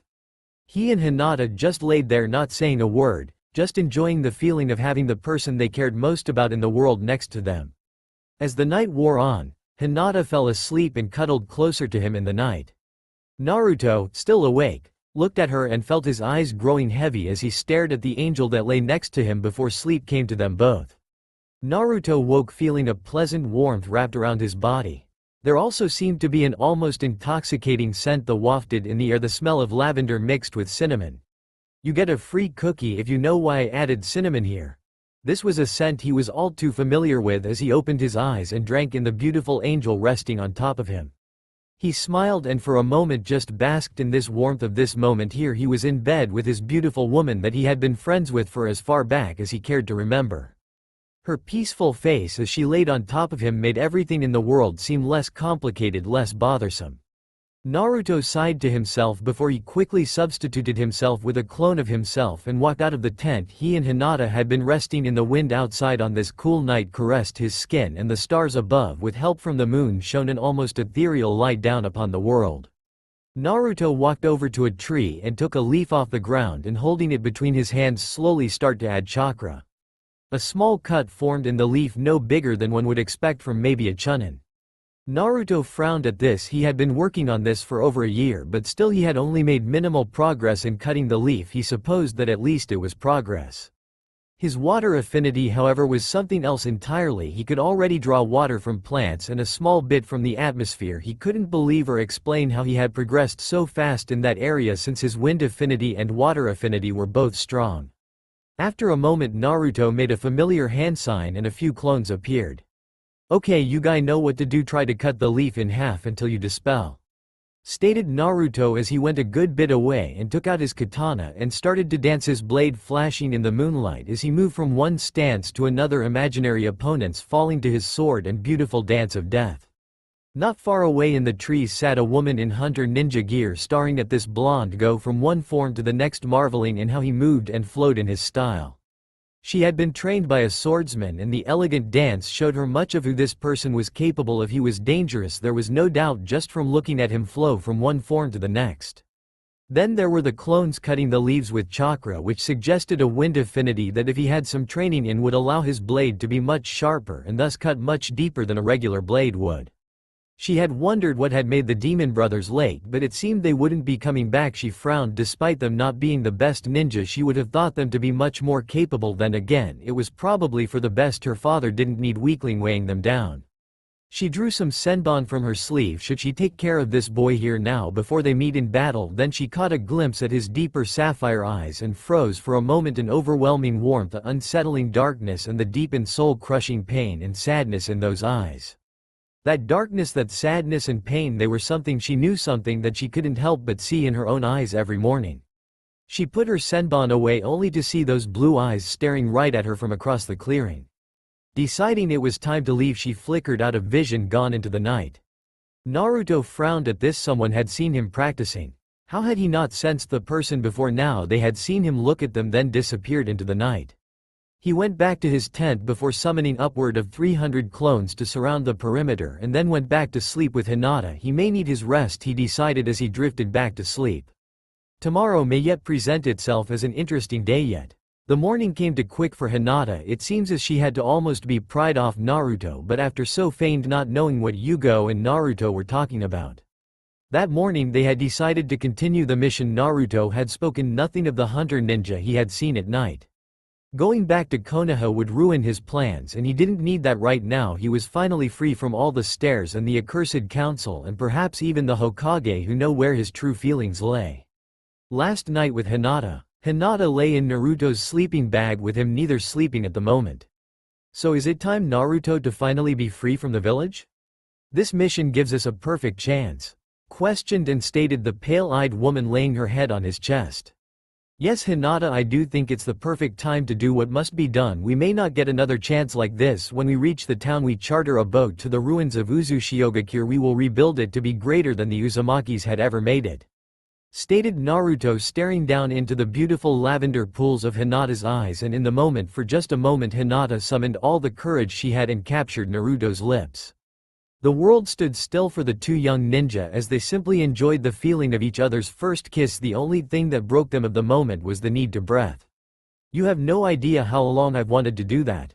Breathe out a breathless Hinata as she laid her head back down on Naruto's chest. Why'd you wait so long then? Said Naruto as he tilted her head up to look at his eyes and caught her lips in a short chaste kiss. They wrapped their arms around each other and allowed each other to drift into blissful sleep, knowing that in that moment everything had changed, but they found they didn't care. They had something more to fight for now, not just themselves, for each other as well, now even more. Flashback no Jutsu Kai. Naruto and Hinata could not keep the smiles off their face today. It's nice to see Hinata and Naruto so happy. Thought Yugo to herself. Everyone knew of the Hyuga princess's obsession of Naruto, but as far as she was concerned they were good for each other. After all, they needed each other and deserved to be happy. Naruto was like a son to her in everything but blood and name. Damn the Hokage and the blasted council. May the Shinigami find a special place in hell for them all. Naruto saw Yugo scowling. Is everything alright, Yugo-sensei? Questioned Naruto, worried about his older sister figure. She was one of the few people he was going to miss when he and Hinata finally left. It's nothing Naruto, just thinking about something unpleasant is all. Said Yugo before she noticed a loud whistling sound coming from behind them. Immediately all three shinobi hit the floor, Yugo dragging Tazuna down just as a giant cleaver-like sword hit a tree and a man appear on its hilt. Good reflexes. I was hoping this wouldn't be that easy. It's been a long time since I've had a challenge and I was hoping to test my mettle against the blade mistress of Konoha. Spoke the man stand on the sword hilt. Zabuza Momochi, a class missing ninja demon of the mist and ex-member of the 7 swordsmen of the hidden mist village. Leave Zabuza, my mission does not include killing you and I'd rather not have to fight you, just allow us to pass and get on with our mission. Stated Yugo rather blandly, her eyes going steely as she stared the rather large sword-wielding man down. I'm afraid we have a problem with that. The man you're guarding, you see, I kind of need his head, and as far as I can see as you're protecting him now, if you were to simply hand him over we can both be on our way. Stated Zabuza through the bandages wrapped around his face. Naruto slowly drew his blade. This man was a problem. He needed to be removed from his way. His plan depended on the bridge builder making it through this alive and completing the bridge, so he had enough time to chart a boat as well as do a few other things that would make a lot of things a lot more simple. Zabuza started to laugh. Look at this, the little shit fancies himself a swordsman. I suggest you pull your student's neck off the chopping block or my blade might lop it off for him. Naruto shifted into his beginning stance only for Yugo to hold her hand out. Naruto, put away your blade. You're not ready to face this man. You are talented, but this man is on a whole other level than anyone you or Hinata have ever faced. Protect the bridge builder but don't interfere. Stated Yugo only for a fog to roll in before Naruto blew it away. Yugo knew Naruto didn't like sitting on the sideline, but he needed to follow orders. At least the fog wouldn't be a problem. Zabuza scowled. This was no his playing field. The brat with blonde hair was a problem. His skills relied on the mist, but it seems he would have to fight straightforward. Now taking his blade from the tree, he dashed at Yugo with unreal speed, her blade in her hand in the blink of an eye, and their swords clashed with a loud screech, sparks flying off their blades. As they clashed, Yugo had to rely on her unnatural reflexes. That blade was not for show. Hers already had a chip in it. Another clash like the last and it would shatter at worst and hold out one last time at best, so she spun, dodged and ducked whenever possible. When he finally overextended himself and she managed to spin around and land a large gash on his back, blood spraying from the wound, only for him to jump back and land on a lake now. His eyes screamed for blood as he went through hand signs. Bitch, you mess with the wrong swordsman. You should have walked away, left the bridge builder, and I would have let you all live, but no, you'll only learn by being killed. Enjoy the next life, motherfucker. Water style. Water dragon jutsu.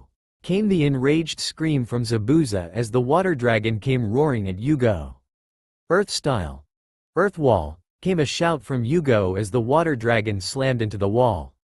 Luckily the wall held, but a large sword soon cut through its weakened defense and straight through Yugo. A smile formed as it turned to stone and soon exploded.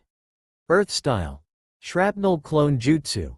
Came the voice of the cut-in-half clone as Zabuza's eyes widened and the shrapnel from the clone exploding tore Zabuza apart, only for him to turn into water. Yugo, climbing out of the ground, looked disappointed. This was supposed to be a simple C-ranked mission, not a fucking A rank worthy of Anbu. She sighed and scanned the area for Zabuza. He was obviously in the water. She wasn't going to fight on his field. That was stupid.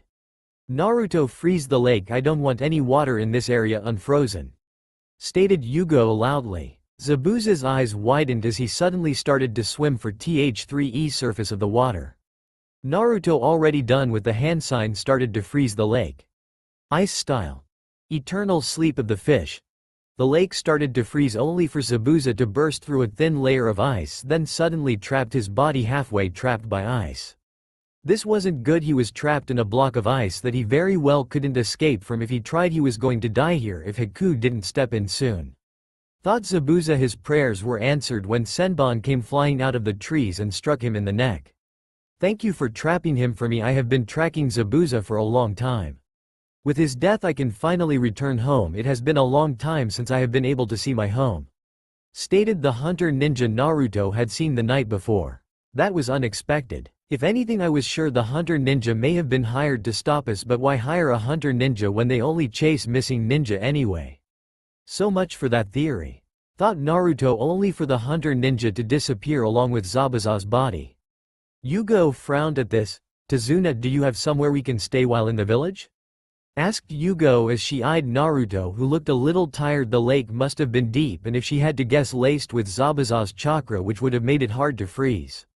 Yes, my daughter and grandson have a spare bedroom that you and your team can rest until the mission is over, and she is an excellent cook as well, and anything we eat you are welcome to at our table, stated Tazuna with a smile. Naruto let out a sigh, happy they could sleep a warm home today. Not that he had a problem cuddling with Hinata in a sleeping bag, but he was sure it would be a lot more comfortable sleeping with her in a warm house. He hoped Yugo-sensei would let them continue doing that. When they got to the house, Yugo stopped them and pulled them aside. Alright, we have a major issue. I don't think Zabuza is dead. Hunter ninja, dispose of the body on site. So for the next week you two will be working on whatever you can to improve, because if I'm not mistaken that hunter ninja and Zabuza will be back, and this time one or both of you are going to have to fight the hunter ninja while I take care of Zabuza. Is this understood? This is not negotiable, and Naruto, you will follow this order no matter if I'm in danger or not, stated Yugo. Yes, Yugo-sensei, I understand, stated Naruto. He knew he had disobeyed orders when he blew away the mist that made him a target on that would be used against Yugo. Naruto of course knew this, but he believed fighting Zabuza in his area of specialty would end badly. If there is mist when it happens next time, you may disperse it like last time, but don't make yourself a target, okay? Stated Yugo in a soft tone. Yes, Yugo-sensei, said Naruto with a smile. Tazuna walked into the house. I'm finally home. Tsunami, we have guests. I'm sure they're very hungry. Would you please fix dinner? Asked Tazuna as he came to sit at a table. The Group F ninja came to sit at the table as well. I'm so glad you're home, father. I don't know what I would do if the last of my family were to die, stated Tsunami. What happened to the others in your family? Questioned Yugo, seeing pictures of a man and a young boy in a picture. They have left this world to be at peace in the afterlife. My husband and my son taken from me by Gato both for standing up to him. Stated Tsunami. Flashback no jutsu. Inari my son, don't let them win, protect them with both arms, don't let them waver. Said a man before he was executed. In the boy's eyes a hard and deep gaze formed from tears that had threatened to spill over. In place of the once full to bursting tears came a fierce look of fire, of passion and of resolve. Father, you have taught me so much, and in the end you were made to leave me and mother, but it's time I took over as a man. Gato will never stop till he is made to stop. Stated the young boy as he walked off. Over the next 3 months, warehouse after warehouse was destroyed, burned, exploding, trashed by animal or just generally bashed up, and the culprit a pitiful 9-year-old boy. What is the meaning of this? Is this a freaking joke? For 3 months we have been set back by a fucking brat. What do I hire you people for? This little brat ha destroyed rare pieces of art, not to mention hundreds of thousands in drugs and other things. I want the brat hung from a tree in the middle of the town for all to see. That disrespect and defiance comes with a heavy price on that no man or boy can make. Gato, having said his piece, walked of the next day. Inari was found hung from a lamppost in the middle of town, his body swinging side to side in the wind. Flashback no jutsu kai. It's not something we talk about often anymore. My son and husband were brave and noble men, heroes to many and a source of great hope, and that hope has been extinguished with their death. Any hope that remains is the bridge and you ninja who protect my father till his work is done.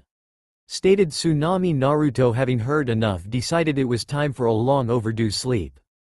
Hinata had followed Naruto upstairs and had crawled into bed with him, wrapping her arms around him. She laid one hand on his chest and the other against his stomach. What on your mind, Naruto? Asked the Hyuga princess. I had thought that escaping here would be simple, but these people, their stories are tragic and hard to ignore. I was going to leave them to their fate, but my heart twists and cringes at the mere thought of doing anything so cruel to them as to rip their hope away once more. Seems to be far too heartless, worthy of something my mother is capable of. Stated Naruto with a hint of annoyance in his voice. Anyone that knew Naruto would know that was an insult he reserved for very few, but this complicated things. This would mean delaying a departure and possibly running into Zabuza and the mysterious hunter ninja. They were no match for Zabuza, but the hunter ninja disturbed them as well. Hinata, first thing in the morning I need you to go down to the docks and charter ourselves a boat out of this place to leave in exactly 1 week. Give them 100 grand, 50 now, 50 upon leaving. Stated Naruto. Of course Naruto, it shall be done, she said as she placed a kiss on the back of his neck. Naruto turned over to look at her and was met with here deep pools of lavender staring back at him into his soul, his heart, his mind, and they kissed as they had the night before and enjoyed the feeling of the other's lips against their own lips. Naruto, breaking the kiss, let out a sigh of content-meant smile as he felt one of Hinata's hands lay on his chest as she rested her head on his chest as well, her other hand running through his blonde locks.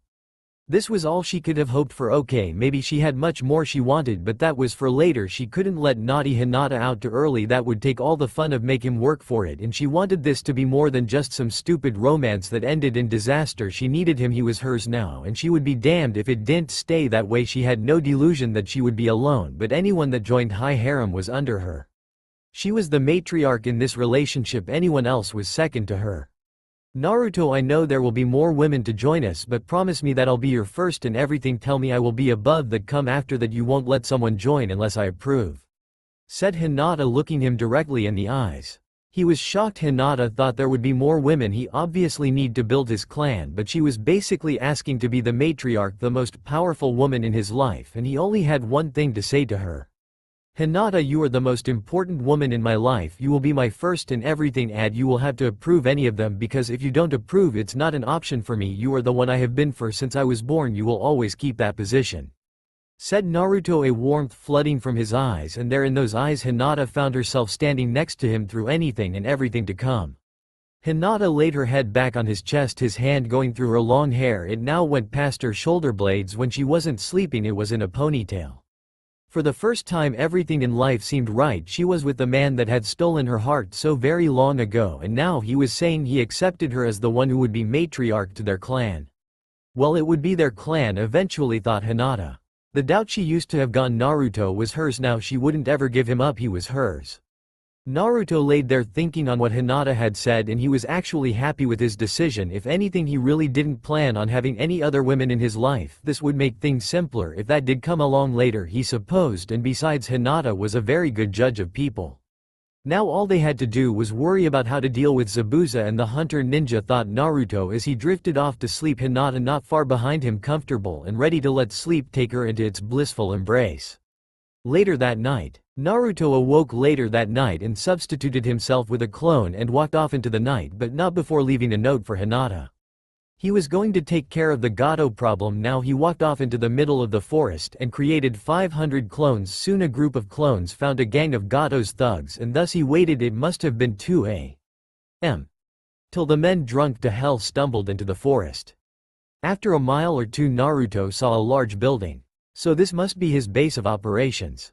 It looks more like a mansion than anything. There is probably several layers of underground. I want 25 of you clones to henge into thugs and take these. Make sure to plant and hide them everywhere. When we are done here, I want everyone dead, no mistakes," stated Naruto as he handed them several explosive tags over to the clones, who nodded to him. The real Naruto walked up to the top room of the mansion and heard the voice of a short man. "That demon of the mist failed, and he still expects me to pay him. What a load of shit. If he still expect pay, he's a fool. I should have just hired mercenaries in the first place, cheaper and a lot less messy," stated the short man. When Naruto saw him, he couldn't believe this was Gato. He was even shorter than him and he was 12. This man was Gato, really not what he imagined. There was also a large safe door on the other side of the room. Naruto drifted into the window and drew his sword, appearing behind Gato in a burst of pure speed. "Listen to me very carefully. Remove your hand from under the table, hands on your head, or I will separate it from your body now," stated Naruto as Gato froze in terror but raised his hands above his head quickly.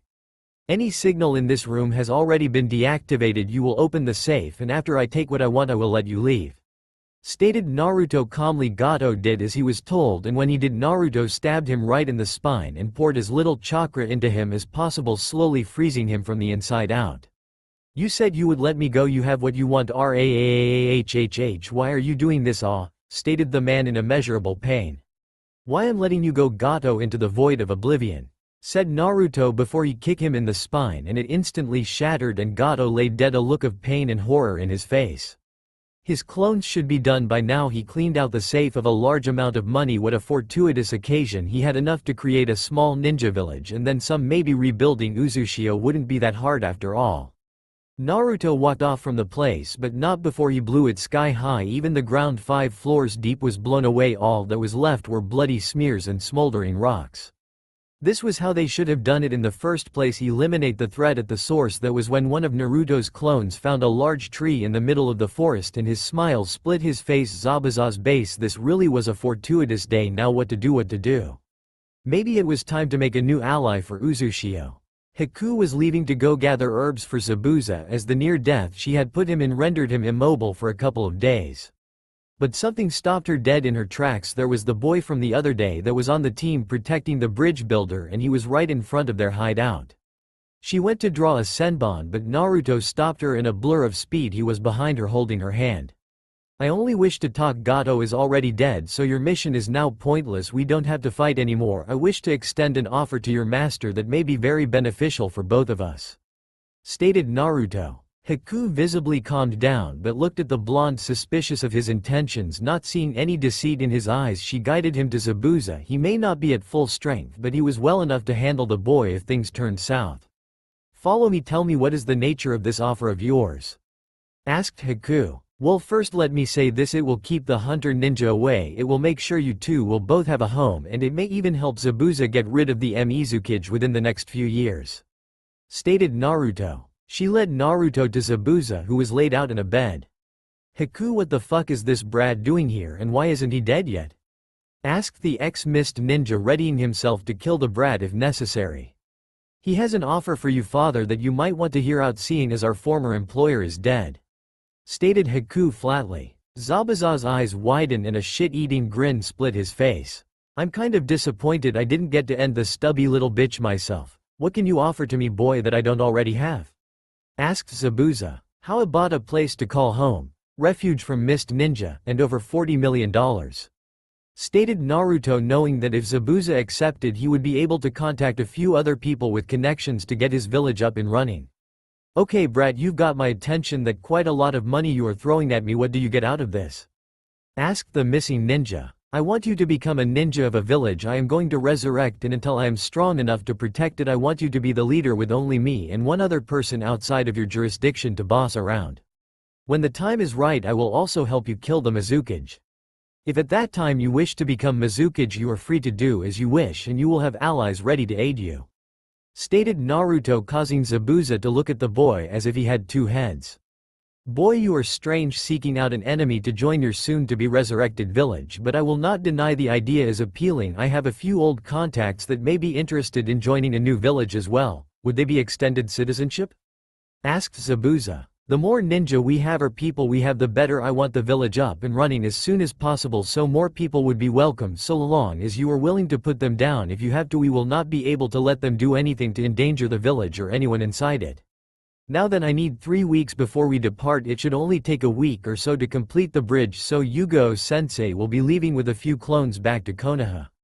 At which time Hinata and I will see if the bridge builder and a few of his buddies would be interested in a large payday. Stated Naruto.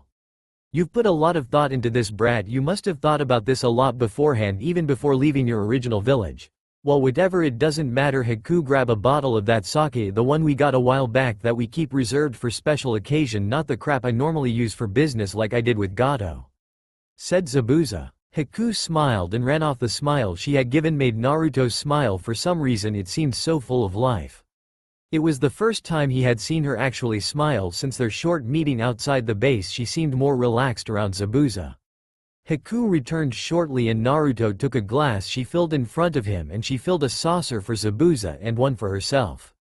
Now then, let us drink to a new day, a bright future, and to a start of a beautiful friendship. From this day forward we shall be as brother, as comrades, at the aid of each other should we ever need it. May this night bind us in eternal camaraderie.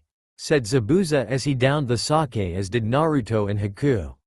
Naruto, being immune from most poisons thanks to Yuki being inside him, quickly downed his, feeling the burn of the alcohol going down his throat.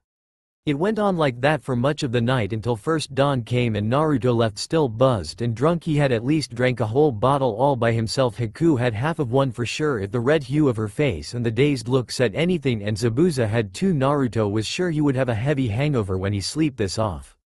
Naruto walked into the house to see an angry Yugo. Where the hell have you been, Naruto, and why do you smell like you bathed in sake? Asked Yugo. Ish juiced ma des som friends shh Yugao shenzhai anndd the treat ted me too shom shaki. Slurred Naruto rather poorly. Holy log, you're fucking hammered out of your mind, aren't you? Said Yugo, already knowing the answer. She just looked at him and shook her head and sent him upstairs. As Tazuna laughed and Hinata smiled, she had to stop herself from laughing as he staggered up the stairs leading to his bedroom. He even tried to make a clone to help him get upstairs, only for the clone to fall off the stairs as drunk as its creator. Hinata, please look after Naruto today. I'll protect the bridge builder while Naruto sleeps of his night of drinking. Make sure he takes a shower first, will you? Said Yugo as she went outside, and Hinata helped Naruto upstairs and helped him into the bathroom where he took off his clothes and took a warm shower before heading to his room with Hinata. Looks like you had a fun night, so how did the raid go? Has Gato been neutralized? Asked Hinata with a knowing smile, her Byakugan activated. I take it you saw the explosion then? Questioned Naruto, managing with some difficulty not to slur this time. Yes, I did. You know you should have brought me with you. That was reckless and could have gotten you killed, not to mention that happened more than 8 hours ago. What made you wait so long to come back? Asked Hinata. I managed to find Zabuza's hideout, so I figured I'd try and make some allies for Uzushio while I can. We are going to be busy. He also gave me this file on a few clans from Mizu no Kuni. Will probably make our village their new home. Zabuza has kept a tab on a few of them. The one I'm most interested in is the Taimos clan, to have said gained their ability from the moon. They use water ninjutsu and medical ninjutsu. They will be the ones we seek out first after we set up a basic system up in Uzu. Zabuza has agreed to stay and look after things while we go to Mizu no Kuni with Haku, his daughter. We will have to keep our bloodline limits hidden, seeing as it will be less dangerous for us to travel alone considering he is a wanted man. Then there is the Kagaya clan. If we want to save them we will probably have to hurry after the Taimo have been contacted. Zabuza says the Kagaya are highly violent and would be great frontline combatants. Since the purge has started, they've gone into hiding, but Zabuza has heard talk about them making plans to go on an all-or-nothing offensive. I hate that the bloodline limit purges are happening, but at this moment they are the only reason we will succeed in gaining some powerful allies," stated Naruto with a small smile on his face. Hinata saw Naruto wobble a little bit, knowing already that the alcohol he had consumed was going to make him pass out soon, and not more than a second later he felt himself slip into the dark abyss that is unconsciousness. 1 week later, after Naruto had gotten over his hangover, the building of the bridge seemed to pick up in pace drastically as H made clones to haul material. The news of Gato's disappearance had also come up, not to mention all of his thugs seemed to have mysteriously vanished. When curious villagers went looking for Gato, he found nothing but a large crater with blood all over the ground and Gato's head and from a tree. The village was celebrating and the bridge to the mainland was completed with neck-breaking pace as every villager start to pitch in the fear for themselves or their family now gone. Hinata during that time had found a ship and a crew who were more than willing to take them anywhere they wanted to go, but the rice they wanted was a little more step than they had originally thought because the land of whirlpools was very dangerous to navigate, so the final price hit $250,000, which was only a drop in the bucket to Naruto now. With the bridge built, Yugo and her team headed back to Konoha, or so she thought. 1 week after Yugo had left, Naruto had negotiated with Tazuna and had told him how Gato had died. After that, it was easy to get Tazuna on board. To mention, he gave him a really large budget and check to pay him. The village budget was $500 million and he was being paid $20 million to make it happen. With the $500 million it was going to be easy to make the village. With Yugo in Konoha, the instant they entered the gate, the Naruto clone and Hinata clone went to their respective home. Within 15 minutes later, 2 massive explosions rocked the village. Over half the Hyuga compound was gone, as well as Naruto's exploded in a fiery wave that wiped out everything around it. The elders and most of the main branch of the Hyuga were now dead, as were several shinobi that were just walking by. The first one on the scene was Yugo, that fell to her knees and tears streamed down her face. Her son in all but blood and her students had just died. The second to arrive was the Sandaime Hokage, who just looked on at the smoldering remains of the building, completely astounded. The Jinchuriki of Konoha, as well as the heiress of the Hyuga clan and half the main branch, as well as a few chunin, had died in a flash, and Yugo was currently catatonic as she looked on at the scene in front of her in utter horror. The Hokage quickly ordered Anbu to his position. I want ever available ninja searching through the wreckage for Naruto Uzuten and Hinata Hyuga, as well as any other survivors. Also want any Hyuga looking for other explosives throughout the village. With Naruto. A grin split Naruto's face as he received the memories of the Hinata and Naruto clone he had created. He was afraid that the explosion wouldn't have been enough. Luckily, he had prepared for that and set up several explosive notes all over his property only he could activate. Any evidence that it was him had been wiped out in the explosion, and he was sure the village was in utter chaos right now. Behind him a sword of ice was forming, one ready to cut Hai in half, and in a flash it cut him in half, only for it to crumble into ice and the other person to have a blade to their neck. "To what do I owe the pleasure of your company, Haku?" asked Naruto in a sing-song voice. "I wanted to see it for myself up close. It's true you can use ice like me. How I thought I was the only one left with that Kekkei Genkei. Are you part of the Yuki clan too?" asked Haku with some hope in her voice. "I kind of wish I could say I am, but I'm not. My bloodline is from a cursed lineage of betrayers and arrogant fowls. The only one of them that I can respect is the person who originally made the village I am resurrecting. You know, you could have just asked. After all, I have nothing to hide from my allies," stated Naruto as he sheathed his sword. "I'm sorry, it's just been so long since I've been able to ask someone about their abilities rather than test them," stated the Yuki girl, that if she was honest with herself was a little disappointed at the thought she may have had some family still out there, having Zabuza as her father was nice, but she yearned to have some form of true family left. But something also made Haku wonder what happened for Naruto to say his people were cursed. Naruto simply took off his hood to his trenchcoat, his mask long ago tied to his waist. Again he sighed. "You know, Haku, sometimes family lets you down. Sometimes it's better to find the family in those around you that are truly precious to you. They are the ones that truly matter. They are what I fight for and why I am who I am today," stated Naruto, a faraway look in his eyes. Hiku stood there shocked at the words that had come from this blonde's mouth. Her own way of becoming stronger reflected in his words, and a past that sounded so similar to hers. Someone in his true family had betrayed him, and the pain was still there, buried deep beneath the surface of this hardened boy's face. "You know, I had a true family once. My life was one of simplicity back then. My father a simple man. There was no hunter, ninja or deadly missions back then. For me, we were poor, but I was happy. The civil war has been going on for a long time, and due to Kekkei Genkase I lost my family, all because I had one, and my own father couldn't see past the cursed blood in my vein, the same that ran through my mother's. One day I found a small thing of water outside. I found I could make it bend to my will, make it move and flow as if an extension of myself. I rushed to tell my mother to show her my amazing gift, but when I did, she slapped me and told me to never do it again, that I was to never use my gift again. I didn't understand but listened to her, but it was already too late. Later that night my father came with a band of men and slaughtered my mother in cold blood. I'll never forget the look in his eyes as he cut her down in front of me. It was so hollow, like he had lost everything to live for. Then he turned to me, and as he was about to swing his blade down upon me, my ability activated and large spike impaled my father and the men with him. That is the first time I ever killed someone. I don't like to kill people, but I have," stated Hiku, a far-off look on her place as she remembered her past. Naruto listened to her story and found himself comparing some of his life to Haku's. He knew the pain of family betraying you and of having no one at an early age. With Hinata watched from the upper deck as Hiku and Naruto talked. She had to admit that she was happy to see them get along so well. That would make working in a team a lot easier.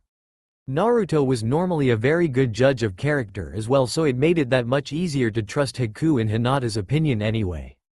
She and Zabuza had talked for a bit, mostly about Naruto and why he acted, and to say that Zabuza was shocked by Naruto's story was an understatement. He couldn't believe how similar it was to Haku's thought. They were still different. They were both betrayed by family.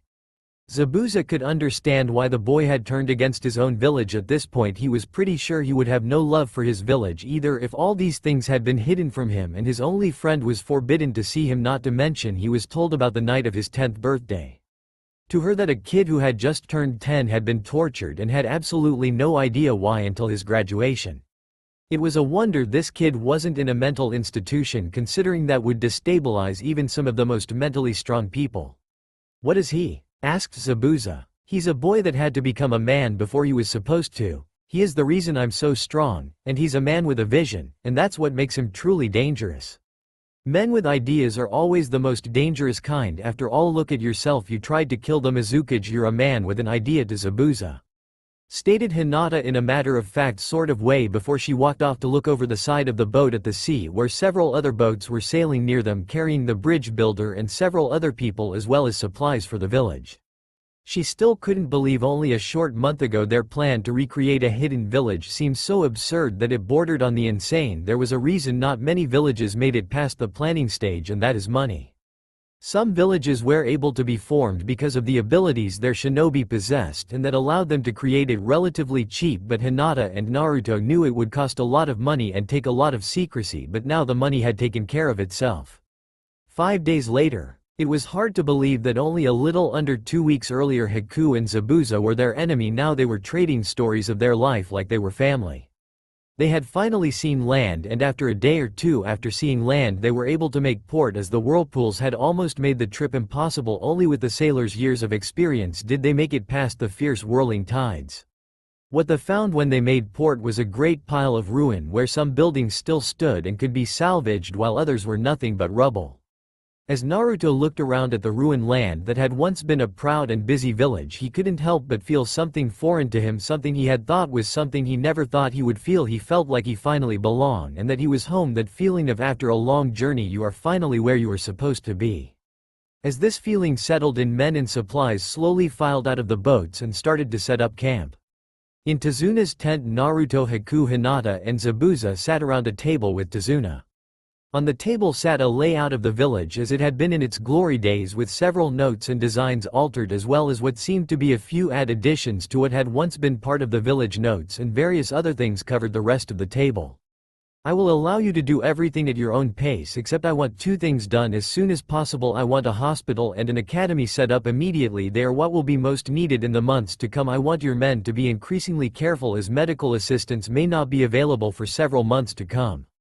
Now then Hinata and Haku will be head for the land of mist from here. Zabuza has been filled in on how I want the village set up and why I want it set up that way. People will arrive over the next year, each will have a special marker with them, and if an area is available still they will be given a choice of where they want to stay based on size, and I want them to have their living quarters built to their specifications within reason," stated Naruto as he looked out across the table.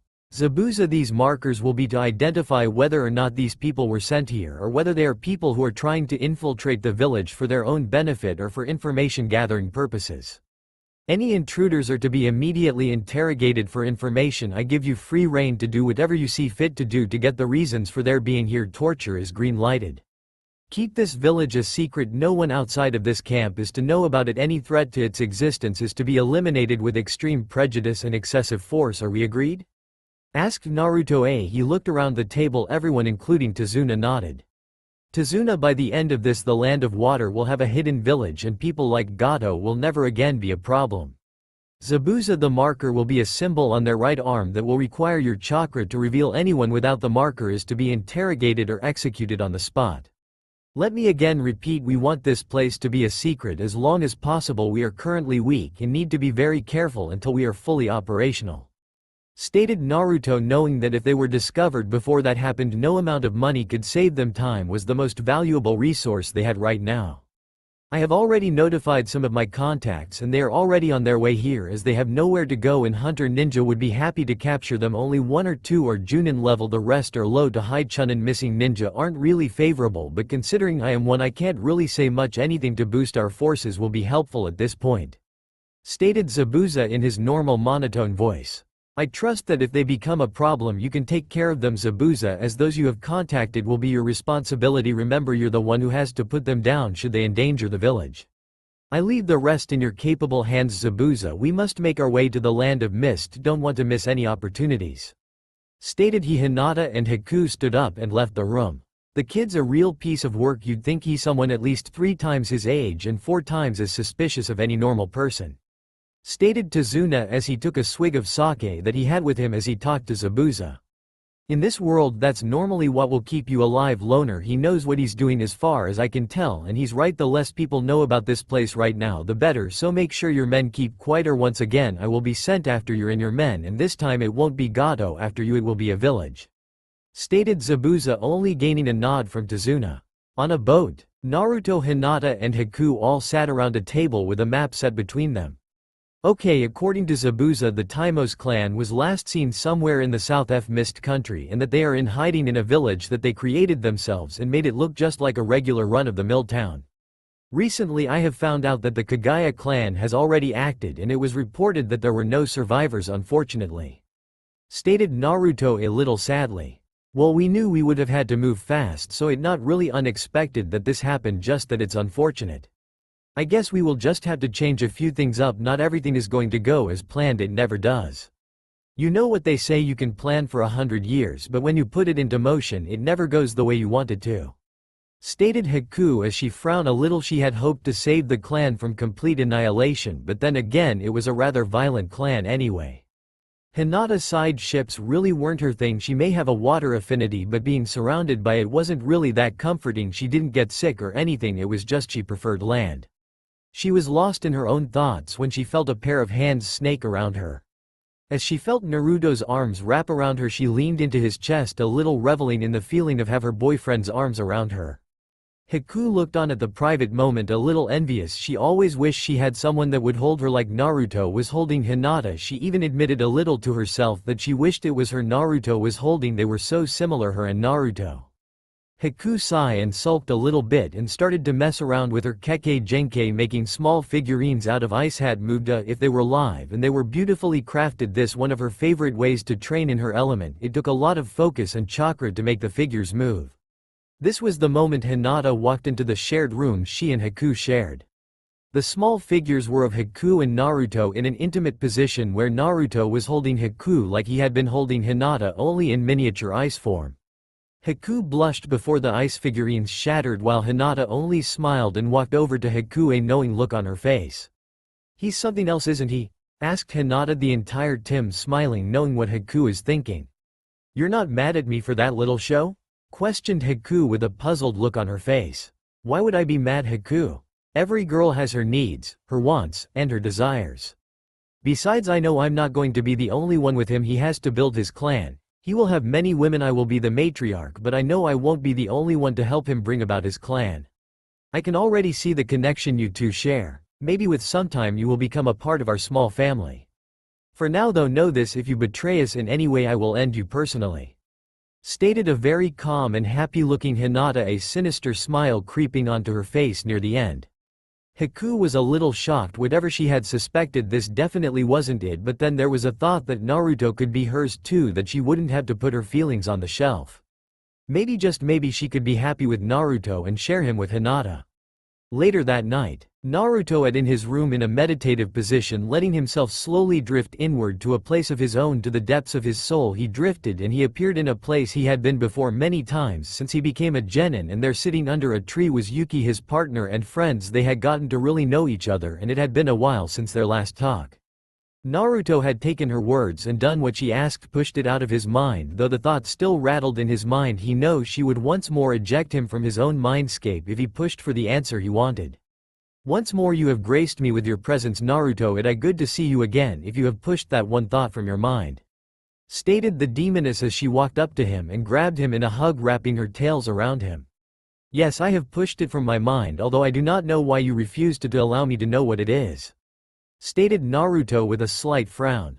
Because sometimes freedom has a price that is just too high to bear. Stated the demoness. In the middle of their talk, a red-haired woman with an eye patch, several scars on her arms and face that didn't seem to really destroy her natural beauty, had a bloodthirsty looking grin plastered across her face. She was wearing a battle kimono and staring at the duo. Well, isn't this a precious sight? Stated the woman. Who the heck are you? Asked Naruto. Naruto, let me to introduce you to you, Sword Hana. Stated Yuki with a slight frown, while the swordswoman just smiled a feral grin. Nice to meet you, master, she said before laughing at the look THT came across his face. So you are what he meant when he said my sword liked me, exclaimed Naruto in shock as he pointed at the feral grinning woman. Right in one, brat. I am Hana, the spirit that resides in your sword. You are a reflection of my past, master, and I find you interesting, so I allow you to wield, and if I find one of your children, so shall I allow them. Pray tell, when will you be making your own katana, master, so you may perfect the style of the falling snow? Asked Hana. I thought the falling snow was already perfected, isn't it? Said Naruto with a questioning look sent toward Hana. Figures that bastard didn't tell you. Well, you see, the style is actually meant to be a dual-wielding style. I am actual more of a defender than a fighter. One do have offensive abilities, but not a lot of them. You've already seen the second strongest attack when you sent that stupid son of his flying into the ground. Nice one, by the way, she said, making Naruto's eye twitch. He had been using the falling snow style only half right. Well, this explained a few things. Are you telling me I need to find another sword so I can make the style fit perfectly? But I don't remember him ever having a second sword? Questioned Naruto as he looked at the wild woman in front of him. Well, not many people did, and those that did were normally dead shortly after. He only showed people who were going to die his second sword. Normally I was all that was needed, and to be honest, you won't ever find that sword. It was shattered in his final battle. To be honest, it's better that you create your own. Sumari was very picky and didn't take well to anyone even seeing her unsheathed. I guess it's one of the reason that she was only seen by people that were asking for their own death. Stated the soul of Naruto's sword. How am I going to create my own sword exactly? Asked Naruto, a little skeptical. That's what I'm here for. I hope you don't mind, Yuki, but I need to take the brat with me. Stated Hana before they walked off, Yuki waving as they left.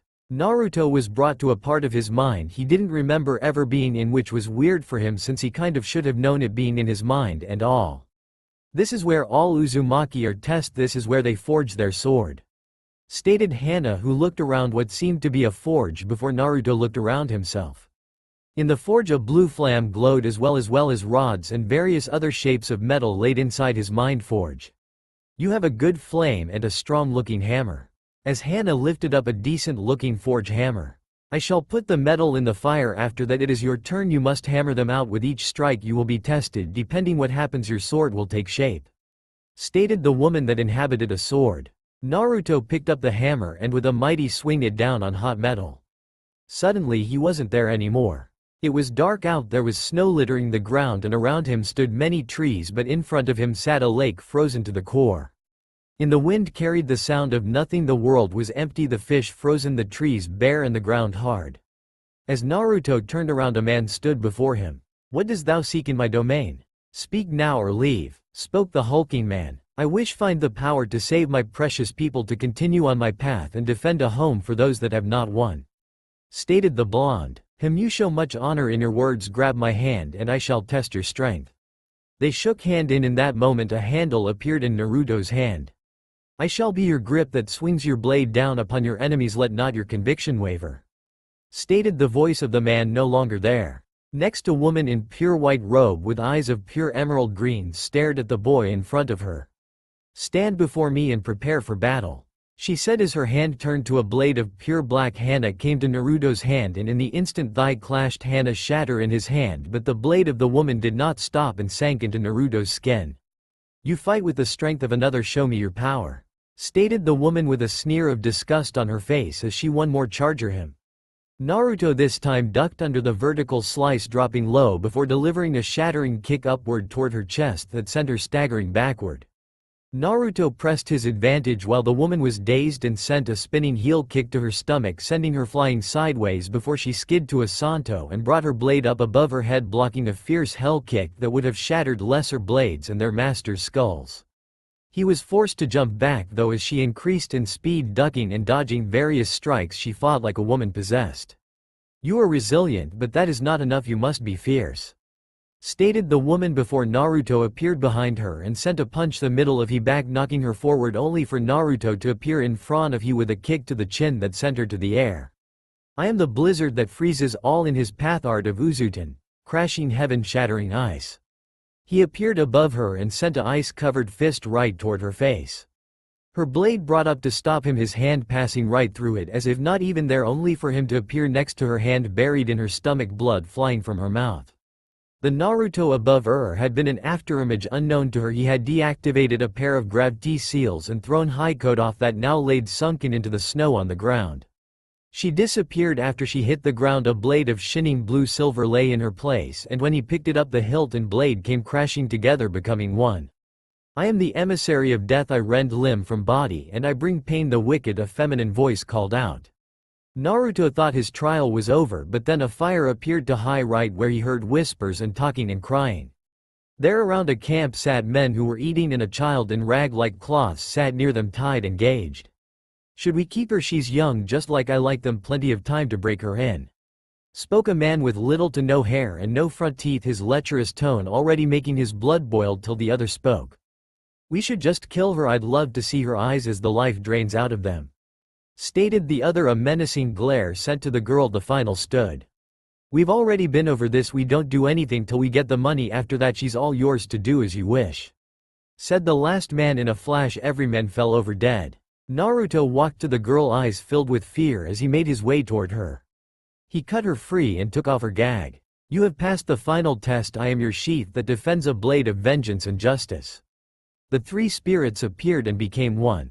"I am Soramiya and I shall cut the enemies of my master down," stated the woman. Naruto reappeared in the forge holding a blue-bladed katana in his hand that seemed to radiate power. "Damn, will you feel the energy flowing off that thing?"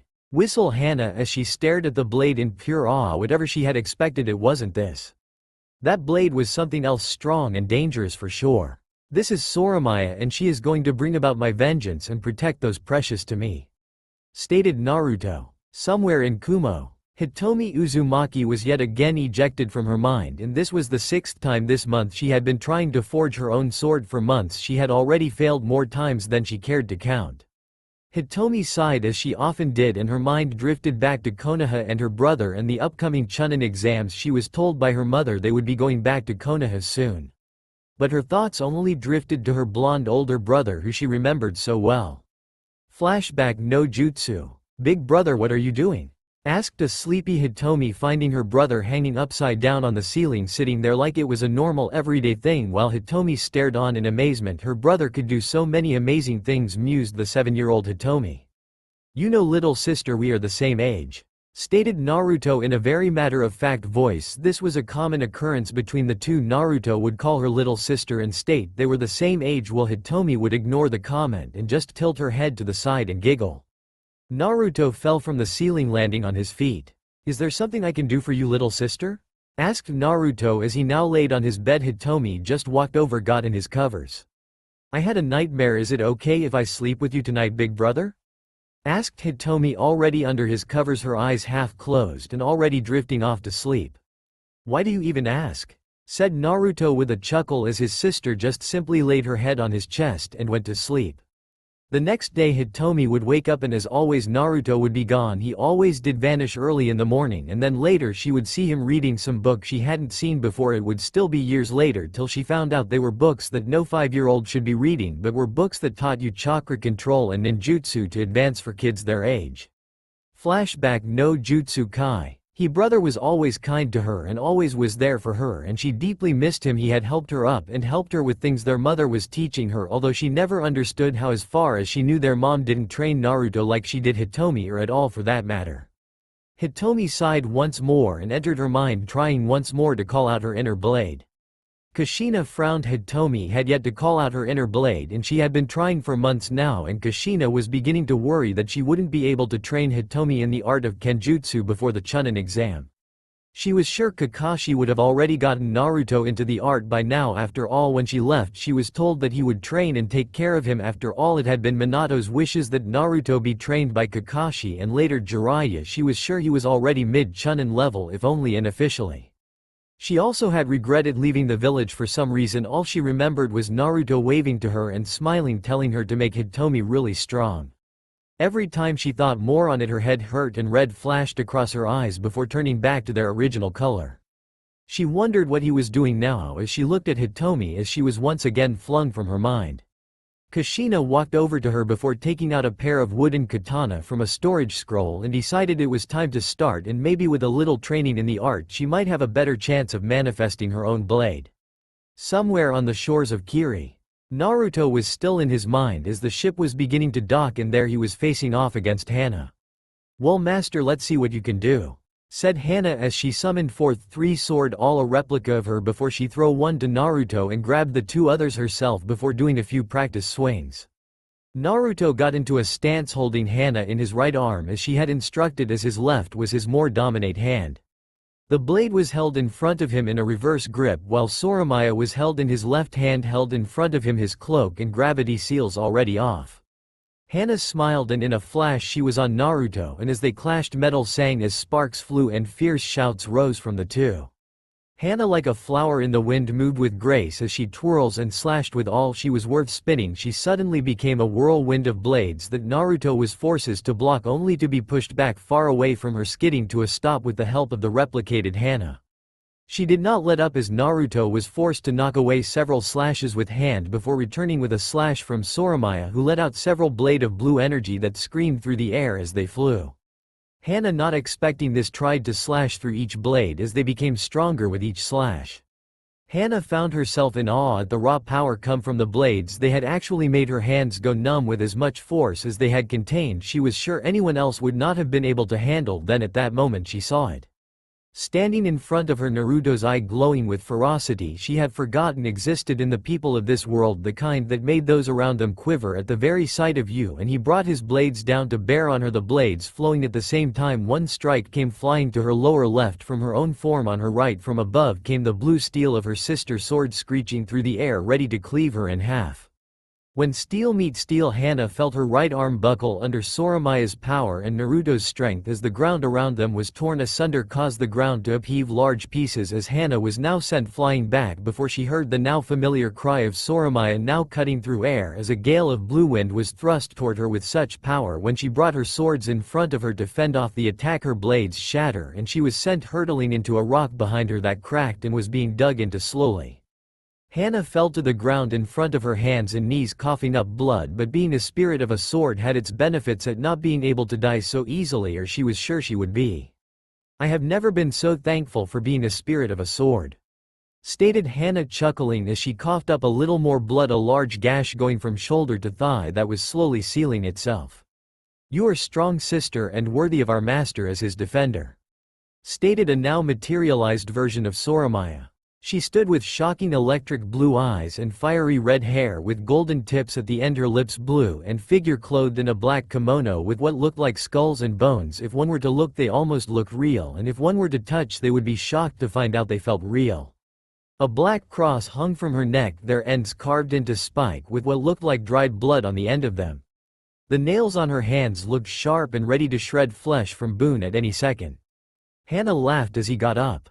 Turning a critical eye to Soromaya, she took in her appearance before smiling and walking up to her and slung a hand around her. "You're a real piece of art. You know that. I dare say you'd give Sumari a run for her money if she hadn't been shattered beyond repair. After my last battle, I was sure no one would be able to be as strong as her. Died with my last master. That fucking bitch never got to settle the score with her, but you're something else. I look forward to working with you," exclaimed Hana with a vicious smile that stretched across her face. Soromaya just smiled, showing off her sharp shark-like teeth. She was in every way a killer, one might even say armed to the teeth. Naruto couldn't believe how dangerous she looked. He was surprised at how dark his own soul must be to create such a devilish-looking woman. Naruto was suddenly then yanked out of his mind the last image of his new partner and old both smiling at him. He awaked to Hinata standing next to him. He had wanted to spend a little more time speaking to Yuki, but it seemed they had dock and it was time for him to take his next step into making his village less of a dream and more of a reality. "We are ready to move out, Naruto. Haku has already disembarked and is head to an old contact Zabuza had in the village. A preliminary scan of the village has shown no sign of any ninja above genin level, and from what I can tell they're too old to still be genin and are dropouts from the ninja program. Further investigation has also shown that the rebels are favored in this village and the loyalists are looked on as kin slayers. There is however a camp not too far from the village that shows several large chakra signatures, placing some of them as high as mid-junin," stated Hinata, knowing that Naruto would want to know of these things. "That is interesting. I will send a clone to their location to find out if they are hostile or not. With any luck we will already be able to recruit our first few members," stated Naruto. With Haku in a bar. Haku had decided she would not be seen as herself and had hanged into a middle-aged man and was currently sitting at the bar where she had heard several people talking. Apparently there was a clan of shinobi right outside the walls that were trying to desperately flee Kiri but had been denied passage by many sailors for fear of Kiri's wrath. She smiled when she heard they were powerful healers with a bloodline. She instantly knew who they were, the Taimos clan. They held a high affinity for water and had a strong healing ability from what Zabuza had told her. Any other information was about the rebels or general info about the war and how on side was better than the other. She quickly returned to the ship to find Hinata wrapping up her report to Naruto. She noticed a second katana now strapped to his waist. Had he had that on himself before? She wondered before she started to give her report. It seems the Taimos clan is stationed just outside the village. They often come into town to heal some of the villagers for supplies. Their fighters are currently limited, but we should be cautious since the bloodline purges are still happening. For a large clan to still be around, what little fighters they have should be very strong, or they could be protected by the rebel forces as healers are needed desperately," stated Haku. "Well, I guess it's time we truly started on our first steps to bringing back Uzushiogakures," stated Naruto as he got up from his seat. As he walked out, Hinata and Haku followed quietly behind him. That's all for now. If you enjoy, then please like, share and do comments.